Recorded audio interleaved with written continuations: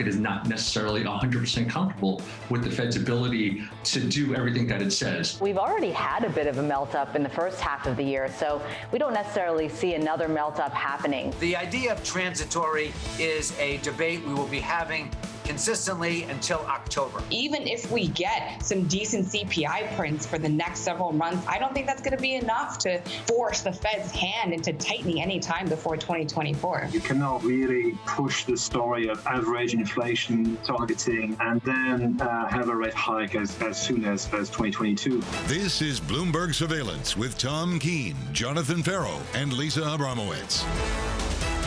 From New York City for our audience worldwide, good morning, good morning. This is Bloomberg Surveillance alongside Tom Keene and Lisa Abramowicz. I'm Jonathan Ferro. Equity futures up 1/3% on the S&P 500 this Wednesday morning. We advance about 11 points on the S&P. On the Nasdaq up 30, up 0.2%. TK, the most important development of the last 24 hours. Talking about tapering. Yet that wasn't the most important development. It was the bond market, what it did off the back of those comments from Vice Chair Clarida, and that was not a lot. Yields lower, your 10-year comfortably below 160. Yeah, you don't see it on radio, but that banner across TV this morning of 1.5672 speaks volumes to a huge body of market participants, John. This is a global Wall Street shocked over this move. We've really come in. We've got the equity lift with it as well. And we're seeing some dynamics in the currency market with renminbi out to new strength this morning, but there's some real nuances here. John, I want to stop the show. Matt Bessler and Craig Torres out on the future of Richard Clarida in the January of 2022. And maybe on this Wednesday, John, it begins to percolate about the makeup of the Fed into next year. Well, let's talk about the makeup of the Fed, Tom, and how things changes. I doubt it becomes hawkish. It's set to become a little bit more dovish, maybe. If you think about who's in the running right now to take the top job at the Federal Reserve, we're thinking about Governor Brainerd, maybe. We're thinking about President Bostic. He's thrown his hat into the ring in the last week as well in an interview with Axios. You'd have to say, Tom, that it's set to get more dovish, not less so. Yeah, I would say so. Michael McKee under consideration as well. I would note, John, yes, the trend is hawk dove, and it is towards dove, but mostly to global economists in market, in academic. It's about the chops of the people involved. The names you mentioned are hugely qualified. Have we become desensitized to all of this, Lisa? Well, to some degree, yes. I think people are looking at the data because the data ultimately will determine a lot of these paths. However, I will say that Randy Quarles is who I'm looking at. The idea that the vice chair of supervision is really under fire from no less than Senator Warren basically coming out and saying, you failed the financial system. I'm not sure exactly what she's referring to, except for the fact that he has reduced some of the regulation. So how is this going to dovetail into potential volatility, John? I think it was something along the lines of the financial system will be safer once you've gone. Yeah, which is I mean, it was pretty blunt, Tom. Yeah. Guys, I would think, and Lisa, thank you for bringing this up, because I think we have to really partition the parlor game of the market, which is in the purview of Richard Clarida, the Columbia professor, versus the bank regulation side. And Lisa, I would suggest that's more the political side. Yeah, well, I think that this whole thing is becoming very political, and it's going to be interesting, John, to see how Biden dovetails Fed independence with this wish for ongoing dovishness. And how do you even get more dovishness? We'll tie it all together, Lisa. We've got the Wall Street CEOs testifying on Capitol Hill a little bit later today. Are they seriously going to sit there and beat the drum about the lack of lending in this economy? Yes. With the CEOs sitting there and saying there's a lack of demand? Yes. Is that what today's going to look like? That's exactly what today is going to look like. Why are you not lending more? Why are you not trying to bring up the lowest income Americans? That is what you're going to hear. And the question that I have is Fed policy actually hindering the bank's abilities at this point to lend? Is this actually creating some sort of disruption in the credit function? And this is what we see on an ongoing basis with the glut of cash in the financial system, John. Looking forward to the coverage of that a little bit later. That's one of the main events. Lisa will run you through the other two in just a moment. Let's get to the equity market. 41.97 on the S&P 500, up about 12 points. We advance 1/3%. Nasdaq doing okay, up 34. We advance about 1/4% there. And yields, it was what the bond market did not do that was really interesting. Yields didn't go high. They went lower. 156.55 on 10s. Yields high by not even a basis point on the day this morning, Lisa. We're up 0.0067. And John, I think just one of the most under-the-radar data points yesterday was consumer confidence that came out and actually showed a deterioration in some of the confidence due to inflationary concerns. This idea that that is already dampening perhaps some people's ability or willingness willingness to go out and spend freely. It's just this idea that higher inflation expectations could slow growth.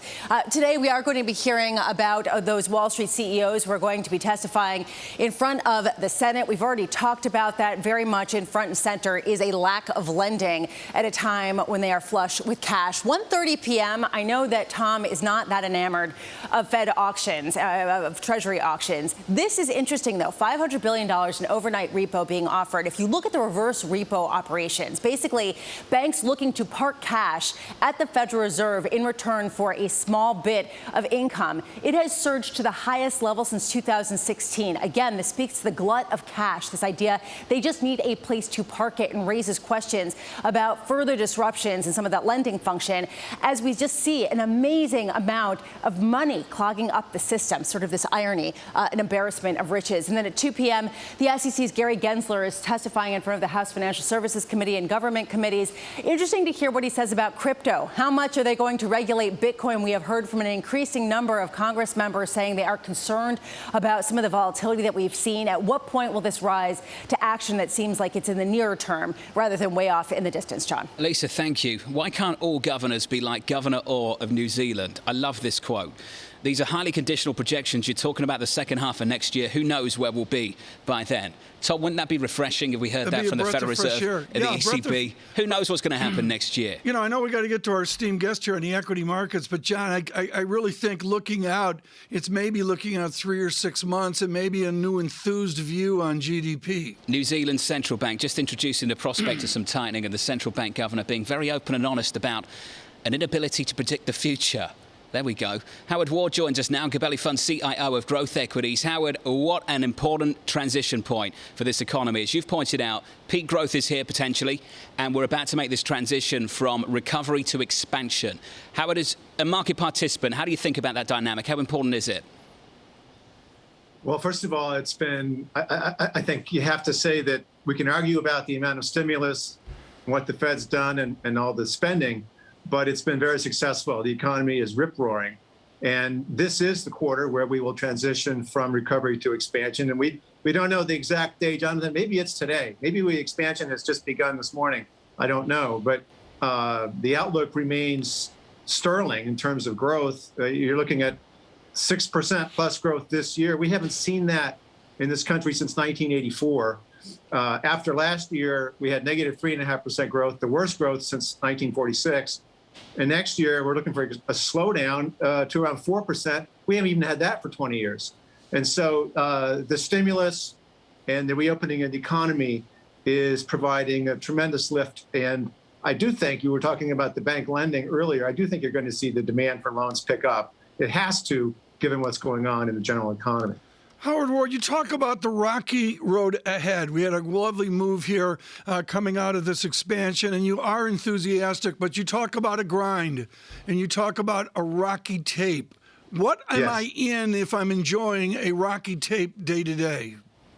Well, I would first of all just make the point that typically in the second year after you get the big advance in the market coming off a bottom, that second year usually is much more muted. You know, think returns in the sort of 8 to 12% range, not the 20 to 30% range. And if you went back and compared the current trajectory of the market to what happened coming out of the 09 bottom, we've been following that path very closely. And if we do continue to follow that path or that script, then we will have a hiccup or two in the next 6 months. Because in 2010, after a surging market in 2009, that's exactly what happened. Now, that market still closed higher in 2010, and I think it will be nicely higher this year, particularly so because I think even more so than in 2010, the earnings outlook is truly remarkable, to say the least, because while the consensus earnings expectations would be for growth of about 30% this year and 13% next year, so $182 on the S&P this year, 205, 206 next year. Tom, if you look at the first quarter earnings that have been reported, the annualized run rate on those is around $200. So that would suggest that the consensus earnings numbers for both this year and next year are materially lower. They could be substantially higher. And so I do think that, I think we're going to have a rocky tape. We've seen that a little bit. Rates are and should be grinding higher. in tangent with an economy this strong and with some heightened inflationary fears. And it's going to be that grinding higher interest rates that creates the rocky tape. But beyond that, the outlook remains very positive. I would not be too cute in trying to trade this market. It's too early to turn your back on this bull market. Just real quick here, I'm wondering what is priced in, certainly, to U.S. equities at this point, given the fact that Janus Henderson just upgraded their forecast for global dividend payments to $1.36 trillion this year, the third highest on record. Well, there's a lot priced in. And so you're talking, if you looked at those consensus numbers, the market's, 23 or so times forward 12-month earnings. Historically, for example, in 2019, when rates were in the low 2% range on the 10-year, you had the market at around 16.5 times forward earnings. So there's a pretty big gap there. And we should be returning to an environment over the next 6 to 12 months where that 10-year yield is back in that 2.25% to 2.5% range. That's my opinion.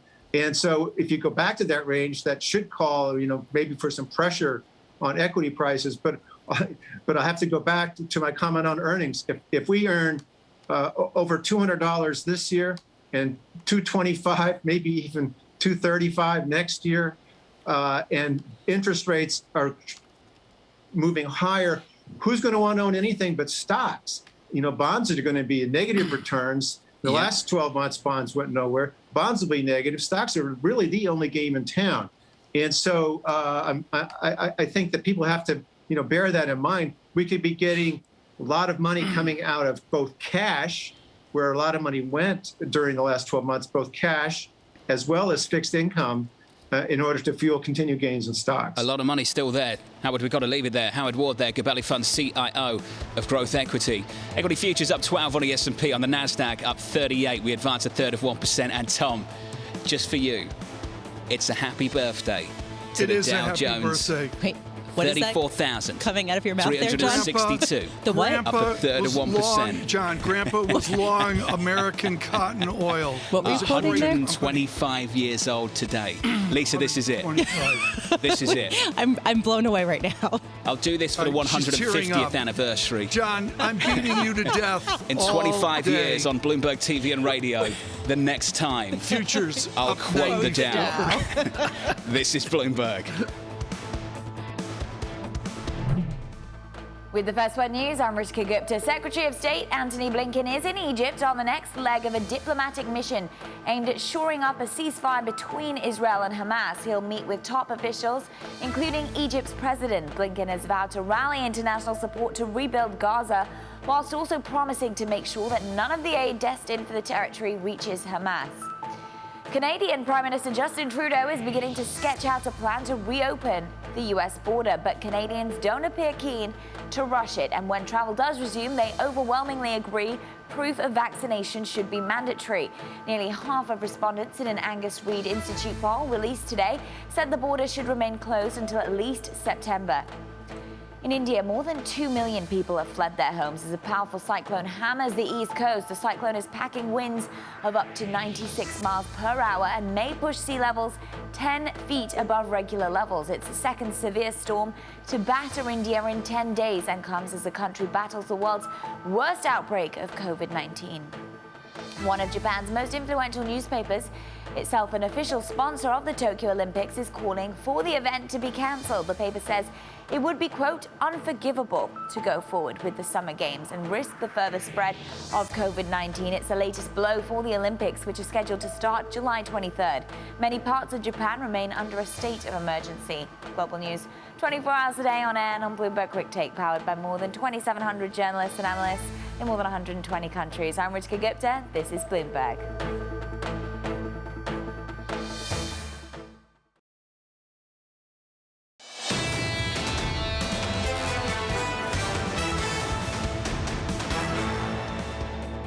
We're focused right now on responding to, as I said, the urgent needs that exist in Gaza on a humanitarian basis, the urgent needs for rebuilding and reconstruction, and then looking to see actions on the part of both Israelis and Palestinians that will take down tension. Antony Blinken there, the U.S. Secretary of State from New York City this morning. Good morning. Alongside Tom Keene, Lisa Abramowicz, I'm Jonathan Ferro. Equity futures up a third of 1% this Wednesday morning on the S&P 500, advancing about 11 points. Elsewhere into the bond market, yields are higher by about half a basis point to 156.38 after the Treasury market just shrugged in a subtle evolution of the language of Vice Chair Clarida, teeing up talking about tapering maybe, Tom, in the next couple of meetings. As Lisa pointed out, a load of hedges around that. But still, to see yields lower on the day when that interview took place with Yahoo Finance, I think was quite remarkable. One of the great services we have here at Surveillance is not only to look at the economics, finance, investment of the moment, but also to translate the King's English. John, what in God's name does crackers mean? Crackers, replace crackers with nuts. Does that make more sense now? Do you want me to give you the full sentence crackers or nuts? I just the looked it up and audience it's understands Elizabethan English. what we're talking about? Crackers. The former advisor to the Prime Minister, Mr. Dominic Cummings, in a hearing today saying it's crackers, call it nuts, that Prime Minister Johnson became Prime Minister, Tom, went on to say that the system has gone wrong if the choice is Johnson or Corbyn, and that was the choice a couple of Decembers ago in the last election in the UK. Tom, not surprising that this is the tone, the comments that the former advisor to the Prime Minister is making. I think we've all been prepared for this one. Very good. Well, we see that, folks. Your Elizabethan lesson for the day. Crackers moving from loud braggarts of the northern realm over to nuts. We digress to the crackers of Washington. Emily Wilkins joins us, Bloomberg Crackers correspondent in Washington. Emily, I want to get away from the news flow today to a leading story by Matthew Bessler and Craig Torres of Bloomberg as they look at where this Federal Reserve is heading. It's May. We get through the summer. We move on to next year, and it may be a new Fed. How will the president shape the Federal Reserve?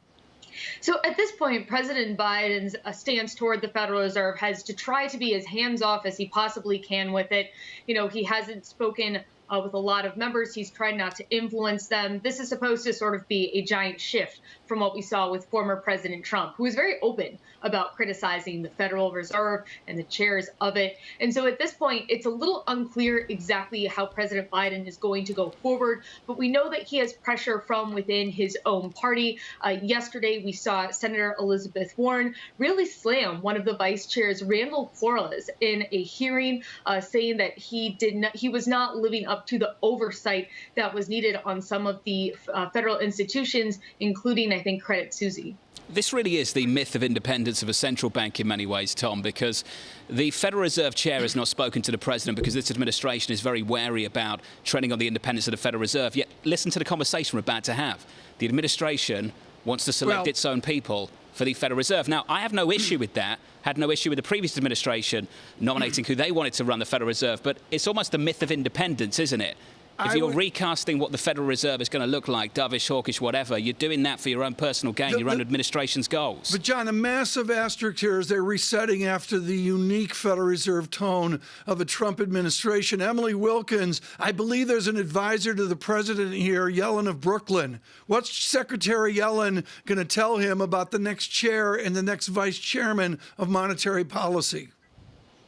I mean, look, Secretary Yellen is sort of in this really unique role where she has held all of these different positions within the federal government, has this really unique insight to the role and to what is needed. I think we would expect to a certain extent, she is in Biden's cabinet. We would expect the two of them to speak with each other. I think a lot of it's going to be coming at what we're going to see the economy do as we continue this recovery. Are we going to continue to see high inflation numbers? Are we going to continue to see unemployment really not come back with what we were initially expecting? And so I think there are lots of other metrics to consider here, a lot of questions about what the economy is going to look like and what the Fed's role in stimulating it needs to be. Meantime, Senator Warren's comments to Randy Quarles, Vice Chair of Supervision for the Federal Reserve, really highlights a perhaps divide in terms of Congress members when it comes to big banks, and this comes ahead of the hearings that start today in front of the Senate. Just to reiterate the quote that John was talking about earlier, Senator Warren saying, "Our financial system will be safer when you are gone." This is to Randy Quarles. "I urge President Biden to fill your role with someone who will actually keep our financial system safe." Is the argument here that the financial system has not been safe? I mean, Senator Warren has always sort of been very diligent, perhaps is the word, or very aggressive, it could be another word, when it comes to the financial markets, making sure that consumers are being protected. And she has, sort of called out this one instance as a concern for hers. But this has sort of been her role as sort of a big watchdog of the financial institutions. I would say that, her views aren't necessarily shared by everyone within the Democratic Party. She's certainly a strong and outspoken voice. And I'm sure there are many people besides Senator Warren who kind of have thoughts here about how the Biden administration can best proceed, what they would like to see coming up from the Federal Reserve in the next bit. So I think this is certainly, Senator Warren is a loud voice, but she is also not the only voice. Emily, thank you. Got to leave it there. Emily Wilkins there of Bloomberg Government. The numbers don't help the banks, do they, Lisa? You're not allowed to make money in a downturn. Record profits at Wall Street's biggest banks. And you know where they'll point? It's going to be interesting. Well, at the same time, they can point to the fact that they've been a bastion of stability through this whole issue, right? I mean, that they haven't been perhaps at risk of any sort of insolvency whatsoever, even with some pretty big missteps. I'm thinking of Archegos and Greensill, among others. But I'm just looking at this and thinking, okay, yes, they have record profits. But on the financial stability side, do you really see an argument on that front? Look, I'm with you. But isn't this about optics? That's what it's always about. It's not about substance, it's about the politics and the optics and what to sound to the electorate. You know how this works. You take the video, you clip it, you put it on YouTube, and you send it out to constituents. That's how this always works, and once again, that's what this is going to be. Although I do wonder how much the emphasis is going to be on lending. Right? I mean, that's really the question. Why are they not lending to more people? And couldn't the bank CEOs simply say, well it's not profitable for us, Tom? I hate to get back to the microeconomics of a moment and spoil the conversation, but that's the heart of the matter, John. The demand isn't there. Exactly. We got $5 trillion or something over the last year in money market funds. Yeah, well, you see it. Do you have that chart right now? I don't know, Riley, if you can get this chart up. John, Lisa mentioned this earlier. It's all over. Zero Hedge has done it up bigger. And it's just the amount of cash, John, parked. It is unreal. The little on radio, there's a spike up and there's a circle, which was like 5 days ago. And now we've exploded up to near record cash parked, John, because they don't know what to do with it. Yeah, and this goes into the reverse repo operations that the Fed has been offering, that you saw the biggest take up by the banks since 2016, John. Banks are searching for a way to put that cash somewhere where they can get any modicum of income. It's a serious issue, but this afternoon, likely to be a bit of a soap opera. Surprise me. I look forward to being surprised. Coming up, Lindsay Piegza, Stifel, chief economist from New York City for our audience worldwide, alongside Tom Keene, Lisa Abramowicz. I'm Jonathan Ferro. Equity futures 41.96 on the S&P. This is Bloomberg.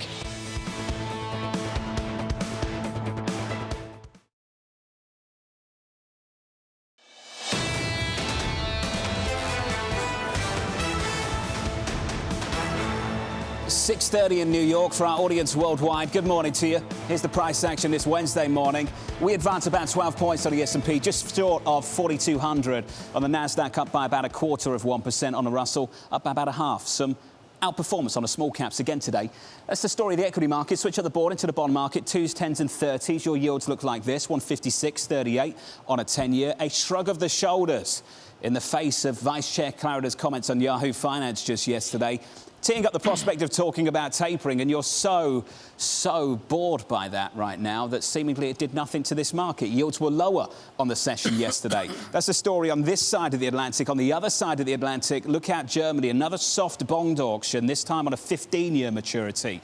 Let's finish on euro-dollar. Fabio Panetta of the ECB out again this morning, speaking to Nikkei, I believe. Tom, just briefly, euro-dollar 122.37, pushing back against the idea of scaling back the asset purchase program. That seems to be the view of Fabio Panetta over at the ECB. And I imagine, Tom, on June 10th, you might get just a little bit more of that from President Lagarde. Your euro weaker by 1/10 of 1%. Yeah, but I'm glad you showed the bonds. I mean, I think, folks, there's a real shift here on a Wednesday. But, John, I would go back again to the 125th birthday of the Dow Jones Industrial Average. The Wall Street Journal writing up a beautiful treatment on the scope and scale of the Dow. And, John, this is my parents' heritage. They were Depression babies, as there were a lot of Depression babies. The Dow didn't hit a new high off 1929 until 1953. That's quite a stat. That is quite a stat. We have no modern analog to that. Do you quote the temperature in Fahrenheit still? You do, don't you? We do quote it in Fahrenheit here in America. It's kind of meaningless to the people who know what they're talking about. It is, but there it is. Whoa, and that there's is a the low Dow, blow. Just getting that one in there. Really? Wow. We can wrap it up. We can wrap it up. Please. The generational span. My favourite quote about the Dow is it's like quoting the scores of a game no one plays anymore.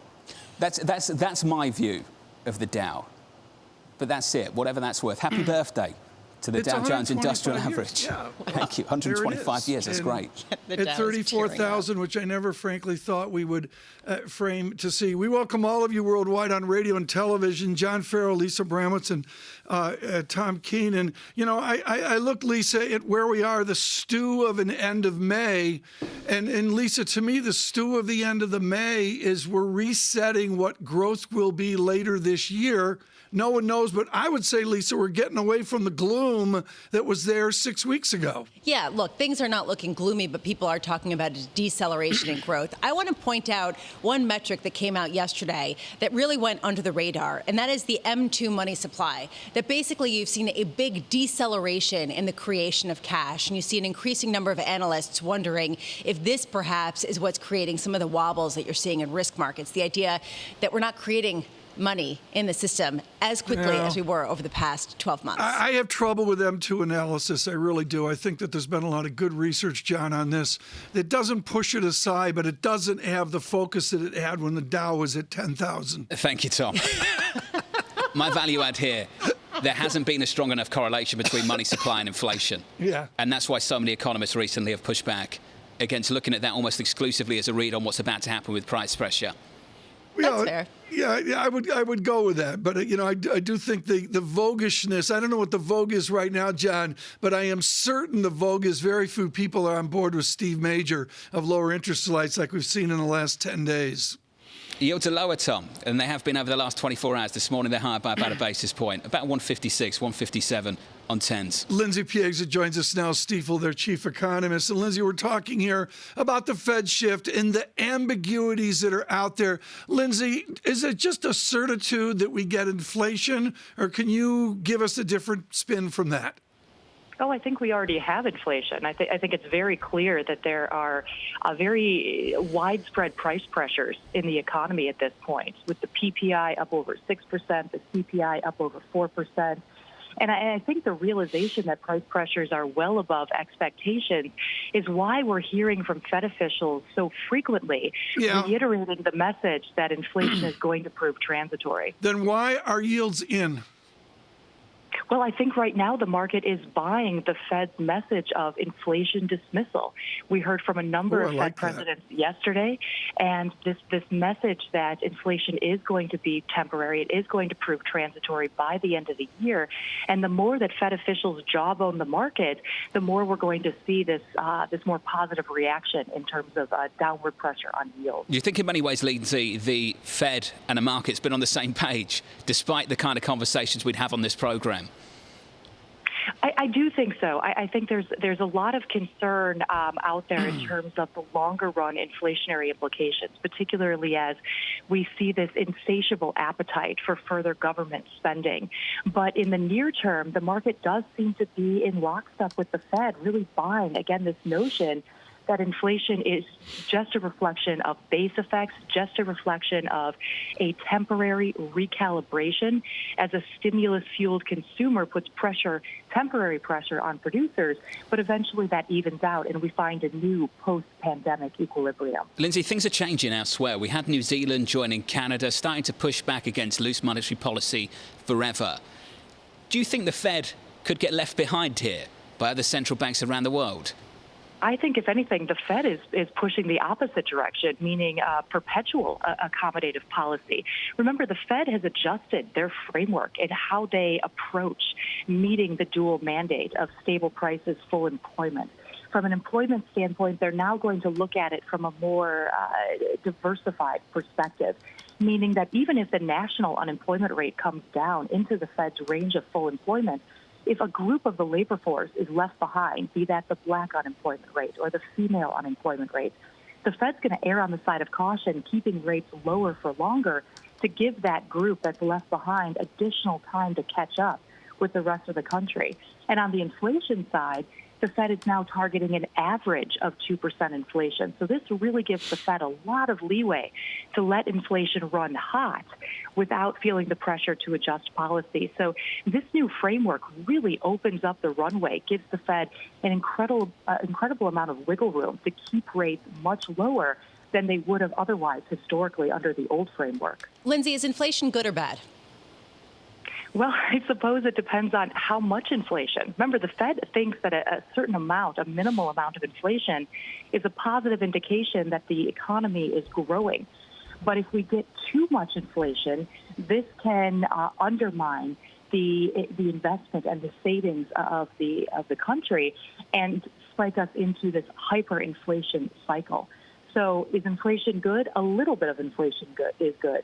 But too much can be very detrimental to the longer-term prospects of the country. Which raises a question, Lindsay, about what is too much. And I'm thinking, for example, of the U.S. Consumer Confidence Survey that came out yesterday that showed a decline that was bigger than expected on inflation expectations, the fact that people expect their money not to go as far going forward. We're seeing this increasingly. At what point do higher inflation expectations dampen economic growth just at a time when the Fed doesn't want to see that?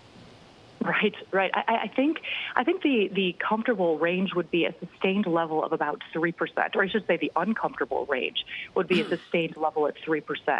The Fed, however, has really widened that range to suggest that they would be comfortable with an above 3% pace for an extended period of time. Because remember, as I mentioned just a second ago, they're targeting an average of 2%. So with inflation right now averaging 1.3% since 2015, they could easily let inflation run above 3% for the next 5 years and still not exceed their longer run average of 2%. Okay, so Lindsay, too much inflation is detrimental, but there's a part that's good. Okay, it's the bright lights of inflation. What's the appropriate run rate for this economy? What's the appropriate nominal GDP?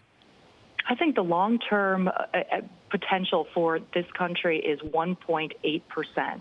So I do think that when we start to remove the punch bowl that has really has been the primary support for the 2021 growth profile, I do see the economy slowing to closer to a 2-3% rate next year, and then slowing further in the longer term, somewhere around 1.8 to 2%, 1% from productivity growth, 1% from population growth. That's really the bare minimum that we should expect, but it is what I anticipate in terms of the longer run forecast. Lindsay, thank you. We've got to leave it there. Lindsay Piegza there, Stifel, chief economist. And that right there, Tom, and forgive the cliche, is why so many people say they want to rent value, cyclicals, and they want to own growth still. Yeah. Because this cycle, this transition back to trend growth of south of 2%, say, it's going to take you back to those old names being big tech. Yeah, well, John, I think you're dead on, and I think it's a concept that's been there the last couple of days, this idea of what do you want to rent, what do you want to own. You hear that from Doug Cass in his veneration of the Dow Jones Industrial Average, and you wonder within the Dow or even the younger Standard & Poor's Index, John, where's the growth and where's the value, and that's the great partition. Are you the Dow and I'm the S&P? Is that what you were going with just No, then? I'm not going with that. I think the S&P is great. It's just we visualize our culture off of the Dow at 34,000. We frame that back to our Ute. Okay. Back to American Cotton Oil and, the National Distillery and the other stocks that Grandpa owned. And we'll continue this argument through today and through the next decade, I'm sure. Lisa, I'm catching up with Dan Suzuki of RB Advisors a little bit later. And he is really pushing this idea over at that firm that you should stay with the cyclicals through the cycle, that things have changed. That reluctance, though, is still out there, largely because of what Lindsay just described, this return to 2. Yeah, well, and actually I was looking this morning at the month-to-date returns for the Russell 2000, and it's actually the biggest loss since September of last year, and it's underperforming a number of other metrics. The S&P is actually up on the month. So just to give you a sense of how people have been rotating out of some of those cyclicals, the question is it too early, or have we already gotten to peak growth, and are we looking now at a deceleration in the near term? It's getting quite heated out there. We Americans might use Fahrenheit, but you guys still use stones for weight. Yeah. Plus, there's that whole separate hot and cold water spigots thing. What have I started this morning? Look what you started. Can I do a quick shout out? I just want to say, Karen Langley and Peter Santilli. I'm stealing all this, folks, from the Wall Street Journal. It's frankly, that the Journal's doing the articles great with their heritage with the Dow. But to Karen Langley and Peter Santilli, I'm stealing everything this morning as much as I can. Coming up, Lauren Sauer, Johns Hopkins Associate Professor of Emergency Medicine from New York City. Copper, 123 and 7/8. Equity futures up a third of 1% on the S&P 500, 41.96. Your bond market 156.55. That's your yield on a 10-year. Alongside Tom Keene, Lisa Abramowicz, I'm Jonathan Ferro. This is Bloomberg Surveillance.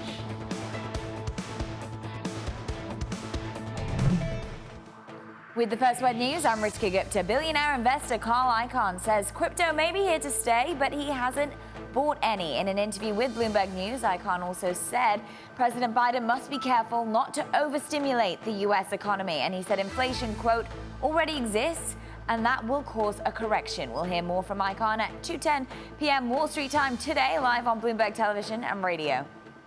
The UK is backtracking over its attempt to restrict travel to coronavirus hotspots in England.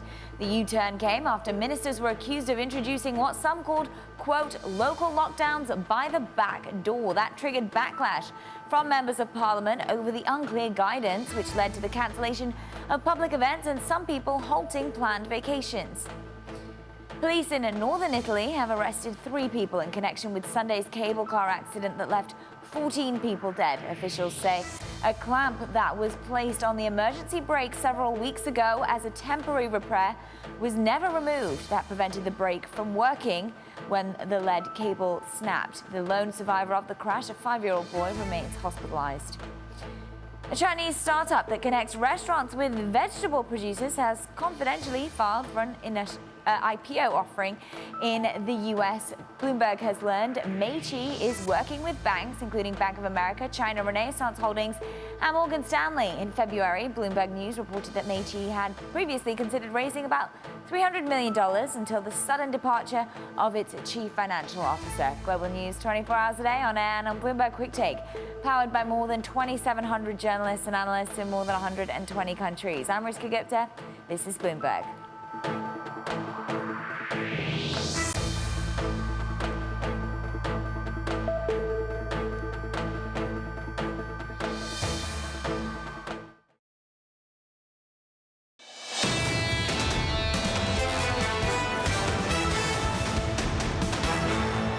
In the United States, I think it would be very difficult to see this virus be able to spiral out of control and threaten hospitals again, because the virus doesn't treat people equally, and we have vaccinated really aggressively in those groups of people that constituted the majority of people who were being hospitalized. So to me, I think we've removed that ability from the virus. We've made it much more like other respiratory viruses that we deal with year in and year out.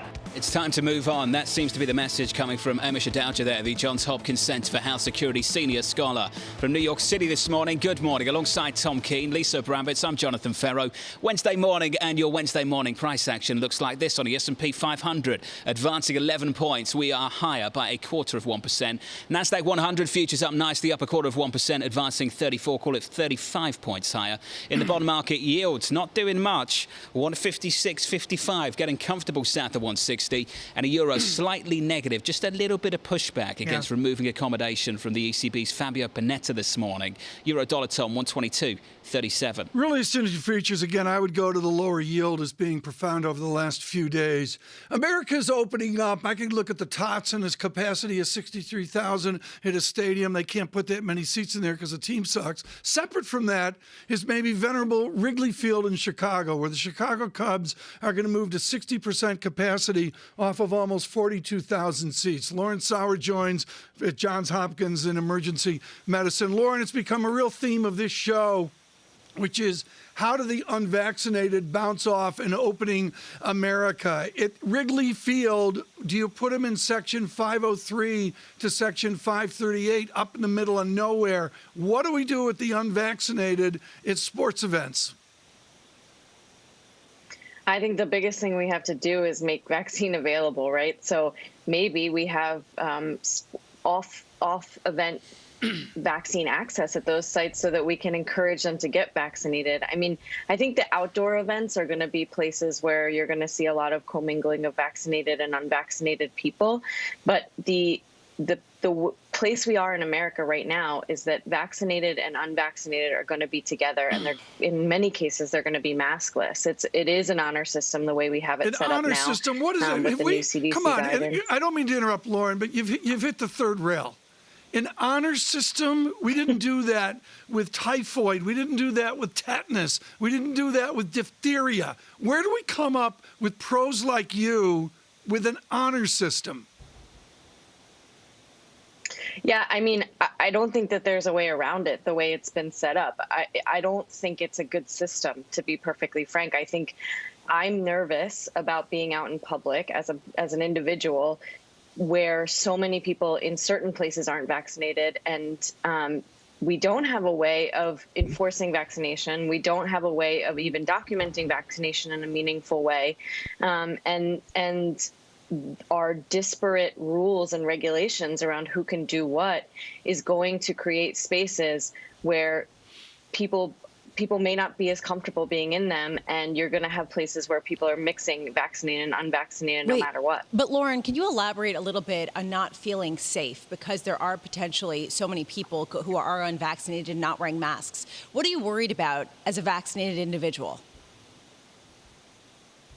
So me personally, I'm worried about getting a low-grade infection, like a breakthrough infection in vaccination, and then spreading it to people that I'm close with who are at higher risk, or people who I come into contact who are at higher risk. I'll continue to wear my mask until I feel like there is a space where we can do that safely, where the vaccination rates are much higher.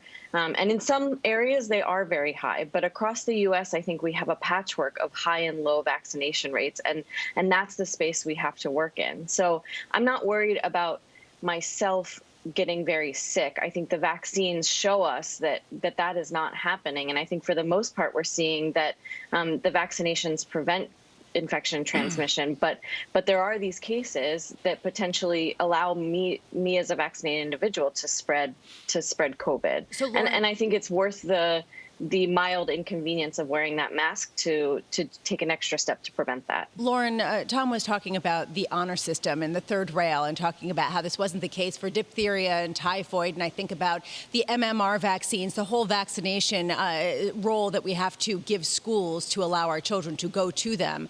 At what point is this going to be put on that list, especially if we want to get kids back in the classroom this September?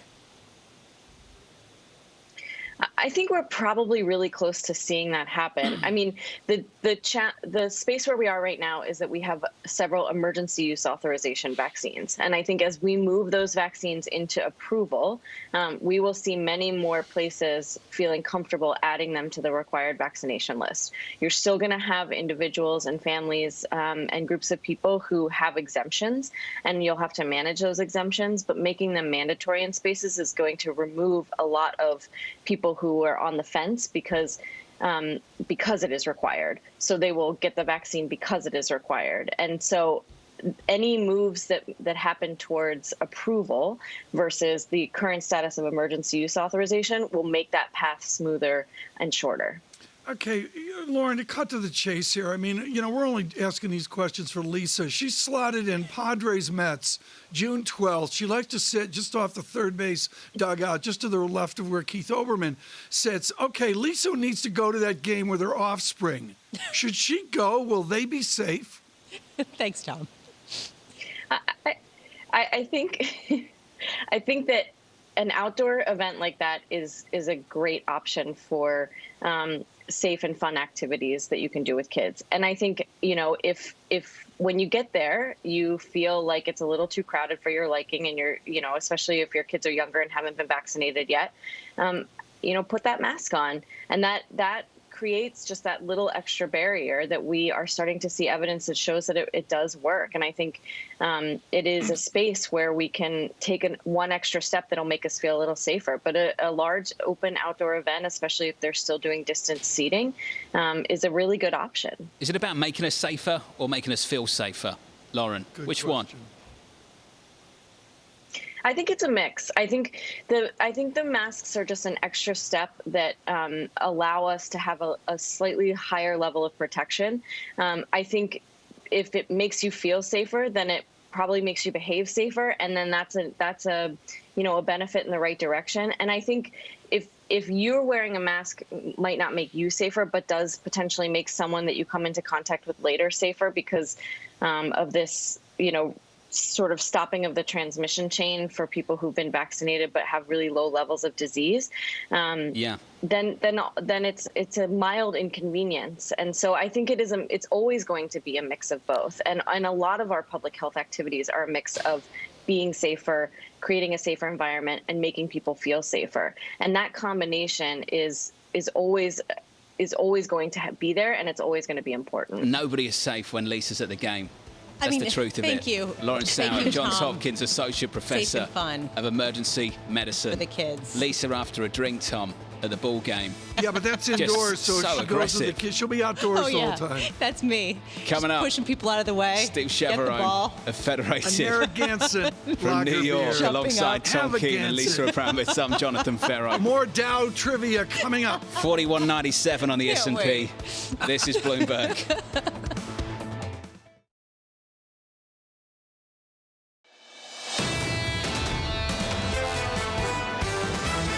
Market is not necessarily 100% comfortable with the Fed's ability to do everything that it says. We've already had a bit of a melt-up in the first half of the year, so we don't necessarily see another melt-up happening. The idea of transitory is a debate we will be having consistently until October. Even if we get some decent CPI prints for the next several months, I don't think that's going to be enough to force the Fed's hand into tightening any time before 2024. You cannot really push the story of average inflation targeting and then have a rate hike as soon as 2022. This is Bloomberg Surveillance with Tom Keene, Jonathan Ferro, and Lisa Abramowicz. From New York City for our audience worldwide, good morning, good morning. This is Bloomberg Surveillance Live on TV and radio alongside Tom Keene and Lisa Abramowicz. I'm Jonathan Ferro. Equity futures up 12 on the S&P, advancing 1/3%. Is what is not happening in the bond market that gets your attention. Yields are not rising, they're falling over the last 24 hours. Up a little bit today, but your 10-year, Tom, 156. Yeah, Monday was a sort of a snooze fest. We covered that yesterday, but I'm sorry, John, there's some real nuance in the data when you look at equities, bonds, currencies, commodities. I really don't know where to start this morning other than all the experts have been wrong. Bond market yields lower in the face of a Fed that is slowly evolving the language and giving you a nudge. Just a little look, a wink, a flirt with a conversation about tapering at some point in the next couple of meetings, Tom. I'm going back and I'm rereading people looking for a measured yield or a measured and even lower yield. People like Stephen Major at HSBC, David Rosenberg up in Toronto, and they're not screaming higher yields. They're not saying 1960s or even some kind of elevated inflation. Like Hatsius at Goldman Sachs, they say this is transitory. So let's talk about the pain trade, Lisa. What would assert the maximum amount of pain on the most amount of people? Yields higher, yields lower? We've been asking that question, and more people are saying yields lower because people are expecting inflation to pick up. They are expecting the Fed to move away from easy money policies. And if we do get a move lower in yields at this point, materially so, what does that do in terms of growth expectations that have fueled the incredible rush into risk assets, John? 156 this morning on 10s, Lisa. In your equity market, 41.97 on the S&P 500, advancing about 1/3% on the S&P. On the Nasdaq 100, up 44, advancing about 1/3% there too. In a bond market, 156.38, yields are higher by about 0.5 basis point. No drama, a mild move. And in the FX market, a euro just slightly negative, down about 0.1% on euro dollar. Lisa, euro dollar 122.39. Yeah, and I should just note, yesterday we talked about that 2-year auction. It was actually incredibly strong, and today we do get a 5-year auction of treasuries that people will be watching as well. All right, today we've got those Wall Street CEOs heading to the Senate to testify about how they were the stalwarts of financial stability during this disruption post-pandemic. The question will be, how much are they pressured by senators about the fact that they haven't lent out the glut of cash that we continue to see build on their balance sheets? Talking of the glut of cash, 1:30 p.m., the Federal Reserve is offering $500 billion in overnight repo operations. We've seen the take-up dramatically ticking up. This sounds really geeky. However, basically what this means is that banks have so much cash, they are dramatically looking for ways to park it and earn some sort of income with the Federal Federal Reserve in a way that usually is not seen without some sort of financial market disruption, raising questions about the ongoing consequences of so much money in people's savings accounts and when it will flow out and to where. Also, 2 p.m., the SEC's Gary Gensler is going to be testifying in front of House Financial Services and Government Committees. Question here is on Bitcoin. How much is the SEC going to come out in crypto assets and try to crack down or have oversight as volatility continues to pick up? I don't know how much is imminent, but the pressure is rising, John. Lisa, thank you. I'm feeling so kind this morning. If you're just tuning in the previous hour, I actually quoted the Dow. Tom, yes. I'll afford you a little bit of time so you can quote the Dow this morning once again if you want to. Look, I think it gives us a great historical perspective, Sometimes John. I'm nice, Lisa. You know, and we're going to do that with our guest here in a moment. But, you know, John, I really think going over 125 years of the Dow Jones, the Wall Street Journal don't own it anymore, but they are on the advice of rejiggering it. John, there were 7. Think of the change now, John, of Amazon. Like, will Amazon split so they can enter the Dow? That's a huge debate now among those in the know. But, John, seriously, there were not one but 2 17-year periods where the Dow didn't change its makeup. Honestly, Tom, it's the conversation I have on the phone with institutional investors daily. Will Amazon split to get into the Dow Jones Industrial Average? So then why do you say the Dow doesn't matter? That's joking. Sarcasm. Steve Chevron joins us now from Venerated Hermes, the portfolio manager. Steve, please just put this debate to bed. Do you follow the Dow? I've got to be honest. I'm a percentage move guy on the S&P. I'm not a point move on the Dow. It's just the way I was raised, I guess, John. Things have changed for you, Steve. For me, just maybe not for TK. Well, the only problem is now I know I've got a much more difficult interview with Tom for the rest of the session. That's coming up in a couple of minutes. Steve, there is an issue with the S&P this year, though. You've got the market cap weighted with a heavy tilt towards big tech, and then the equal weighted S&P to give you a little bit more of a cyclical flavour, a cyclical weighting. How important is it to look at things a little bit differently this year? I think it's really important because if you're trying to beat a benchmark or you're trying to outperform the market, tech hasn't been terrible. You're not down a bunch, but it certainly has underperformed. And that was the call we made, last fall where we went overweight cyclicals. I just think you're in a scenario where you've got consumers sitting on $3 trillion in extra savings. Banks can't lend the money out because people don't need to borrow it. I mean, you're just flush with cash. And I think we haven't really even seen all of the reopening. If you look at, some of the metrics, only 45 or 55% of Americans report being comfortable going to a restaurant. That hasn't come back full force. You've got New York, California, very large states, high percentage of the population just now starting to kind of come back online in a bigger way. And so I think the cyclical trade has some room to go here. Steve, what's so important here, and I'm going to allude back to the Dow Jones Industrial Average. For those of you younger, it's an important index across finance. Steve, Grandpa Keene loaded the boat on Studebaker and went down in flames. Studebaker was part of the Dow. It was a buy and hold for Grandpa Keene, and in the 60s, of course, it blew up. What's a Studebaker in 2021? Oh, that is a tough question. I think what you're getting towards is, what is the blue chip that blows up? And I don't think you have a blow up story amongst the big tech companies, right? Those are the blue chip companies, that we're looking at today. To underperform doesn't mean that there's a wreck. And I think that's the story here. And you guys were just talking about rates and you were asking, what's the pain trade? I think the pain trade is lower rates and then long tech on that same trade. Because as I look out, at our scenario, we think, either we're dealing with a kind of nice growth period that doesn't yield hyperinflation. That's probably our base case. Or a high growth period that does yield an inflation upside. In both of those cases, I want to be overweight value. I want to be overweight cyclicals. I want to be underweight bonds. But that 10% probability that, maybe growth has peaked, maybe we start to slow down, not to, 3 to 5% growth, but to below trend growth. That's an environment where you don't hate bonds and you really want to be back in the tech names because they're creating their own growth.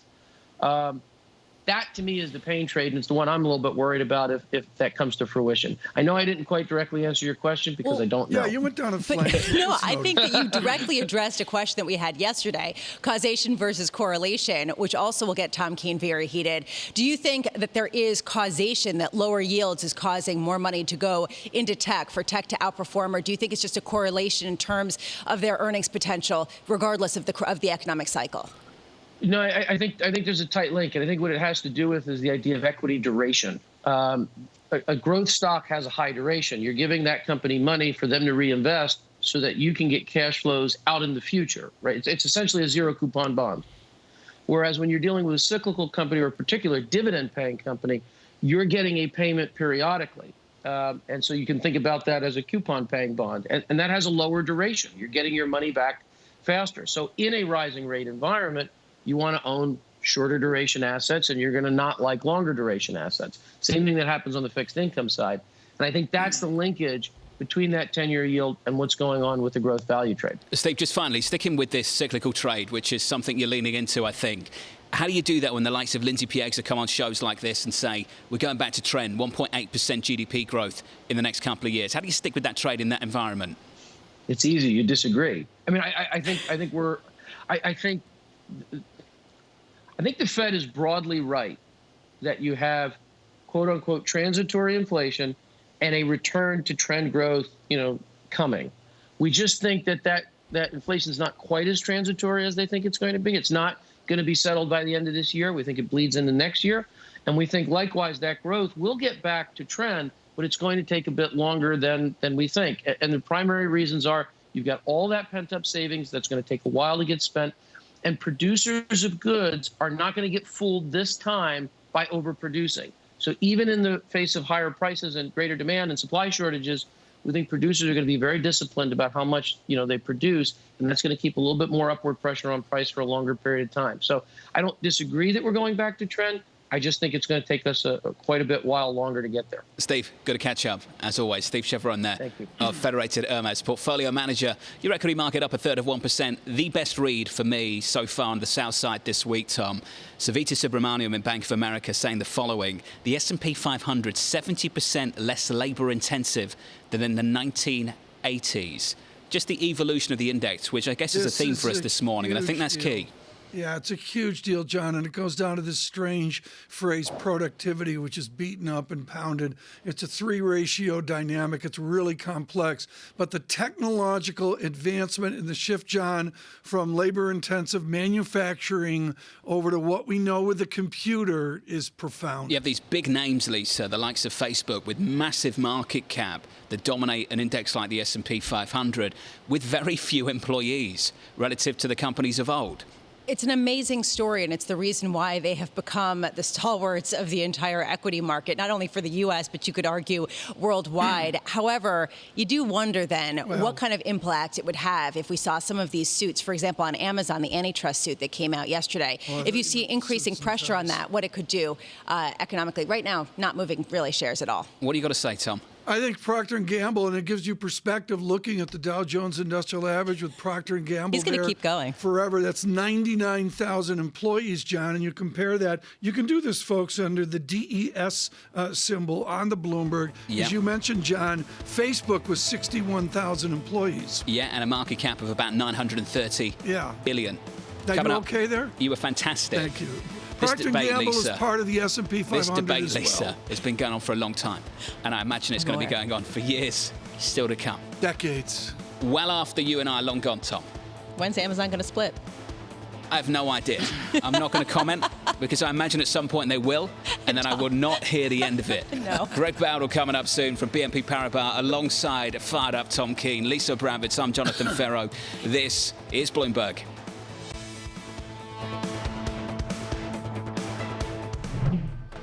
With the First Word News, I'm Rishka Gupta. The European Union is aiming to hit Belarus with a new round of sanctions by June over the forced landing of a Ryanair flight and the arrest of a journalist. Bloomberg has learned the strictest measures could target a soil nutrient used to improve crops. It's Belarus's biggest export item. The EU has already sanctioned 7 Belarusian entities and 88 individuals. Secretary of State Antony Blinken is in Egypt on the next leg of a diplomatic mission aimed at shoring up a ceasefire between Israel and Hamas. He'll meet with top officials, including Egypt's president. Blinken has vowed to rally international support to rebuild Gaza, whilst also promising to make sure that none of the aid destined for the territory reaches Hamas. In India, more than 2 million people have fled their homes as a powerful cyclone hammers the east coast. The cyclone is packing winds of up to 96 miles per hour and may push sea levels 10 feet above regular levels. It's the second severe storm to batter India in 10 days and comes as the country battles the world's worst outbreak of COVID-19. And one of Japan's most influential newspapers, itself an official sponsor of the Tokyo Olympics, is calling for the event to be cancelled. The paper says it would be, quote, unforgivable to go forward with the Summer Games and risk the further spread of COVID-19. It's the latest blow for the Olympics, which are scheduled to start July 23rd. Many parts of Japan remain under a state of emergency. Global news 24 hours a day on air and on Bloomberg Quick Take, powered by more than 2,700 journalists and analysts in more than 120 countries. I'm Ritika Gupta. This is Bloomberg.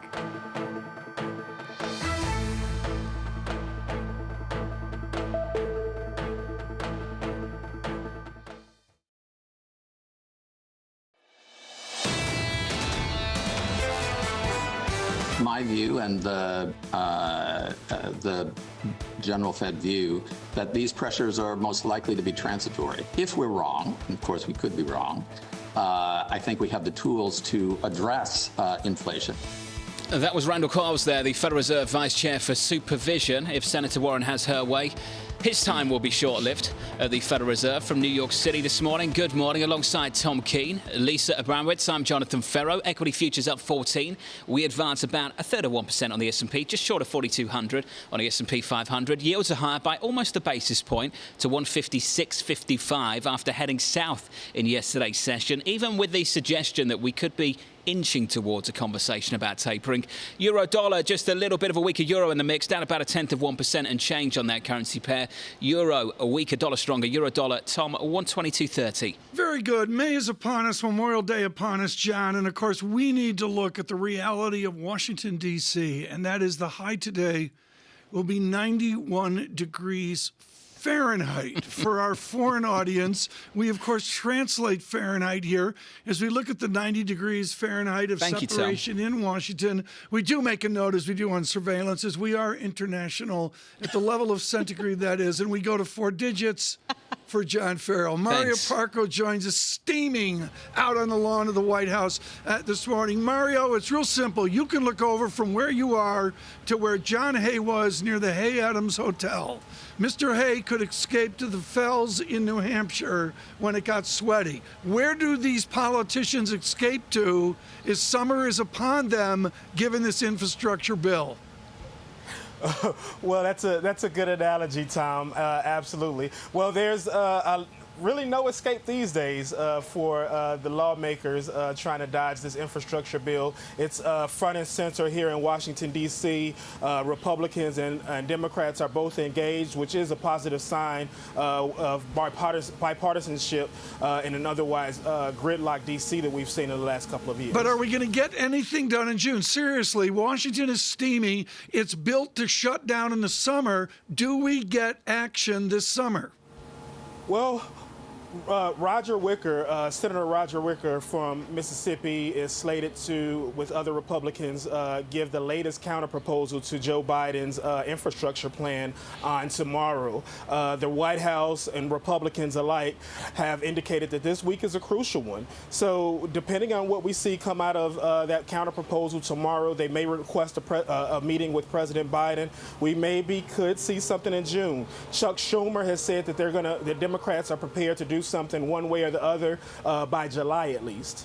Do we have a sense, Mario, of this $1.1 trillion plan, that's what it's said to be, from the GOP that they're planning to deliver possibly as early as tomorrow to President Biden? What's in it? Well, not quite clear just yet what's in it. It's been closely held to the vest by the Republicans. The headline number, of course, which is quite surprising, is that they are prepared to meet him at that $1 trillion figure. The president, we know, tempered his proposal last Friday by dialing back some spending on roads, bridges, and broadband, and then said that he was open to putting some of the other spending in separate bills. So it would assume that the Republican counterproposal would be along those lines as well. Is it going to be just filled with earmarks and pork, or is this basically something that is in good faith on all sides? By all indications, again, this is Washington, D.C., I'll add that caveat. By all indications, it does appear to be, at this point, good faith negotiations. Again, the fact that Republicans are engaged, particularly after a bit of a speed bump last week, kind of shows that both sides are engaged in good faith efforts here. What is the role of Ron Klain in this? He's extremely esteemed on both sides of the aisle. He is advising the president. He is the traffic cop, if you will, into the president. Mario, what does Ron Klain do in the coming weeks to get this started and get this done? Yes, well, one thing that Ron Klain has done and what President Biden has done is continue to have the Oval Office with an open door. That's meant a lot. Republicans have taken that opportunity as well. The White House, there was a little bit of sniping earlier this week, I will add, though, between Republicans and the Biden administration on whether or not President Biden was the one who signed off on that counterproposal last week. The White House maintains that it was him. Republicans kind of insinuated that aides got in the way of the negotiations. But again, the positive sign is that both sides are continuing to engage. Mario, just quickly, some hearings a little bit later with the big CEOs on Wall Street. What are you looking for? Yeah, well, what you guys have been having front and center today, inflation. The White House this week, yesterday, Jen Psaki said that that's something that they're actually concerned about with housing prices, affordability, et cetera. So let's see how that comes up in some of these hearings. Interesting. Mario Parker, got to leave it there. Good to catch up. Bloomberg White House reporter down in D.C. this morning. A little bit later on, Tom. 33 degrees centigrade. We'll hear from the CEOs of Wall Street's biggest banks down on Capitol Hill. What are they going to do? They're going to line up. They're going to do this thing, understand. right? John, they're going to do this thing. They're going to line that up. Thing with their hand in the air. Do a testimony thing in the air? We take some photos, and then what's the then what? They'll get some questions. Come on, it's totally predictable. The optics, the theatre. I said that earlier. I'm with you. We're on the same page. No, we're not. I'm at 91 degrees Fahrenheit, and you're at 33 degrees centigrade. Well, hold on a second. There actually could be something interesting said. I mean, potentially, it could be something that isn't theater if some of the senators drill down into, as Mario was talking about, inflationary dynamics and what they're seeing in credit card spending, what they're seeing on the margins with respect to loan demand. I'm just saying, theoretically, these are some of the questions that I think people in markets want to know as well. Just in terms of the probability, Lisa, through several hours of testimony, hours and hours of testimony, there is likely to be something interesting in it. Thank you. Okay. But more broadly, it is often the same story, isn't it? It's the soap opera. It's the video clip that you send out to your constituents. It's going to be, you guys make millions of dollars in the evil city of New York. What are you going to do for Main Street? Both sides of the aisle. And they'll say they've been doing a lot over the last year. They will. They'll line it up as Jamie Dimon does in his annual letter. Here's the real test. Will we talk about it tomorrow morning? I think that there will be some things within there that we will. That's fair, John. I do think that there will be. And I think particularly with respect to spending, consumer spending and loan demand, I expect they will come to Washington, D.C. with some projection for when they expect loan demand to pick up, why they've seen a decline. They will be answering those questions. And honestly, some of those answers could be interesting. John, we're going to see a headline. It's going to be Senator Ferro says Jamie Dimon is crackers. That's where I can become a senator, can't I? Yeah. Can I become a senator? Not a president. I can become a governor, right? I believe so. But I can't become the president. Are you thinking of it? No, I'm just thinking of taking. Have you ever watched Succession when the older brother talks about making a run to become the president, and they turn around to him and say, "But you've never had a job." But he's convinced he's going to be a good president. Tom Keene would be a good president. TK, that'd be great. You should run. Senator for New York. He's speechless. He's just sitting there. I have no idea if that would align with your politics. You've been very, very careful about covering that up over the years. We have been covering this up. We do that. That is the Bloomberg way, Mr. Of course, of course. Unlike that day when Brexit blew up, and we heard a little bit of the Ferro. Did I reveal my politics? Look at those markets. It was an hour 4 of the coverage, folks. Tom Keene. What are they doing in Lisa London? Abramowicz. I'm Jonathan Ferro. Equities 4,200 on the S&P up 17. We advance 0.4 of 1%. Yields up about half a basis point at 156.38. From New York on radio, on TV, this is Bloomberg.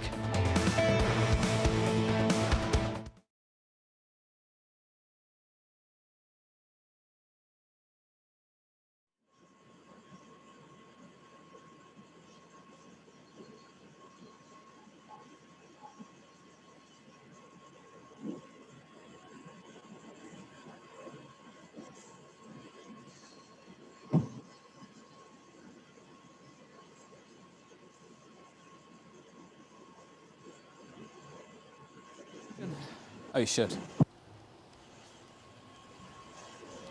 I don't watch TV often.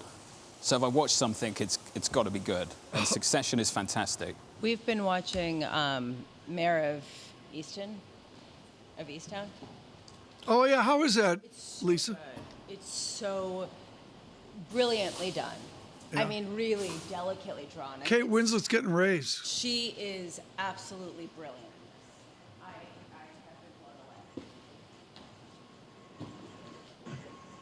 Highly recommend it. It's, you know, it's amazing the movification, the cinematic aspects of some of these series on HBO, to me, rival any film ever. Well, the budget's the Yeah, I can better hear for you. the budget. Thank you for having me.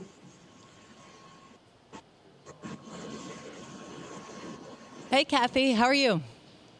I'm fine. How are you? Good, good. Have you seen Mayor of Easttown on HBO? No, I haven't. We don't have HBO, but I've heard it's really good.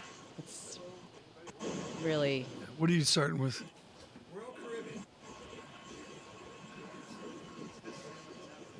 What? Mayor of Easttown? M-A-R-E of Easttown. Kate Winslet is an attorney. I mean, not an attorney, an investigator in a small town where she knows everybody. And it's everybody's train wrecks, but it's just brilliantly done. I'm glad you mentioned it, Lisa. We'll look at that. Yeah, it really. I haven't been. I've been so busy. I have not watched anything after whatever the last thing was, and Ami just waded through Breaking Bad, 42 seasons or whatever. That may be the one. I've been pretty blown away. To me, it rivals The Wire. I mean, really, just in terms of the sensitivity and the. Well, the benchmark used to be X-Files started. It was 10 million an episode, but they've blown way through that. Yeah, I mean, each episode is a movie. I hate that exactly. stuff. X-Files. God. This one is about, relationships and sort of the. Sounds way too Kathy, I'm vowing for June to get back to the piano, and I will have to start with blocking out chords. It's my weakest thing. John, are you surprised? I grab Big tense stuff. in the left hand easily. I can do the whole tense thing. The bubblegum in stuff, the left I can't. hand, but I just can't pay attention. Yeah. I'll The be chords are hard. blocking chords is just brutal. Oh. Give me a C minor 7 flat 9. Yeah, I don't know.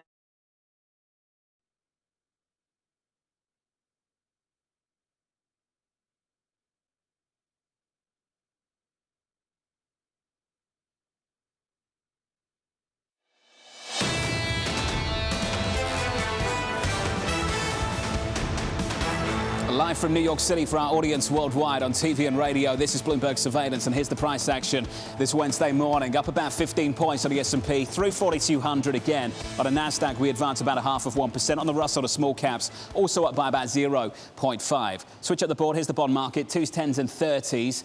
Yields this morning, up about 0.5 basis point through much of this morning. Your 10-year is 156.38. Yields were lower yesterday, even with this conversation about maybe edging towards a conversation about tapering at some point. The issue around inflation and what it means for the bond market, what it means for the equity market.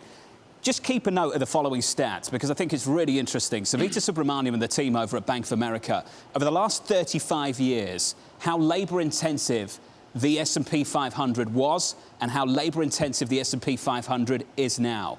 We have gone per $1 million of revenue from 8 employees down to 2.3. Yeah. So for every $1 million of revenue, sales, Tom, it's gone from 8 employees down to 2.3 since 1986. That is a big decline. It's a big decline, John. It's a huge overlay to the markets. And I think we're making jokes about the Dow and all that, John. But the historical impact of an employee-less service sector can't be underestimated. It is a huge theme, not only the last 1 year, 5 years, last 30 years. the composition of the S&P 500, part of that, and we'll build on it. I just get the S&P in there just for you. That's good. Finish on this then, TK. Euro dollar, 122.35, down by about 0.1%. Slightly weaker euro in the mix, but Lisa's been on top of this over the last couple of days. The real currency pair to watch at the moment is not euro dollar, it's dollar China. Starting to see that Chinese strength continue. The Chinese currency, the strongest, I believe, in about 3 years on dollar yuan. So, want to watch, Tom, in the FX market. Well, it's going to be interesting to see, to say the least. We have a joy today on this day of 125 years of the Dow Jones Industrial Average, truly an expert on it. David Wilson, yeah, he's a Bloomberg stocks editor, and he comes out and he chit-chats on 4, 5, 6 stocks. But what you don't know, he invented the equity coverage at Bloomberg News, and we're thrilled that David could join us today. When somebody says Dow Jones Theory or Dow Theory, what is that? Well, basically the idea that if a market's really rising, that the Dow Jones Transportation Average has to be setting new highs along with the Dow Industrials. And this goes back to, when the averages were much purer than they are now in terms of industries. So, if companies are making more stuff, the railroads and other, transportation companies need to be taking it places. We're not going to go Richard Russell here, because from another time and place, but David Wilson, Dow Utility Index, Dow Transportation Index, to John's valid point, are they fossils from another time? Well, they're representative of their industries. There are a lot of other indexes that kind of cover the same ground now, arguably. Yeah. But, because of the tradition, because of the history, you get something with the Dow averages that you don't necessarily get with the other indicators. Can you predict Royal Caribbean will be a Dow component here in the next couple of years? I don't know about that, but I can tell you that they're getting closer to, restarting, and not just cruises to Alaska. That's been the focus for the industry the last few days. The story today is that Royal Caribbean has received clearance from the Centers for Disease Control and Prevention to run test cruises of a ship called Freedom of the Seas from the port of Miami. So that's sort of a first step to being able to restart cruises from Miami as opposed to just from Seattle to Alaska, which is really what the industry's been talking about the last few days. What else do you have? We've got a company called Zscaler. They're big in internet-based security software.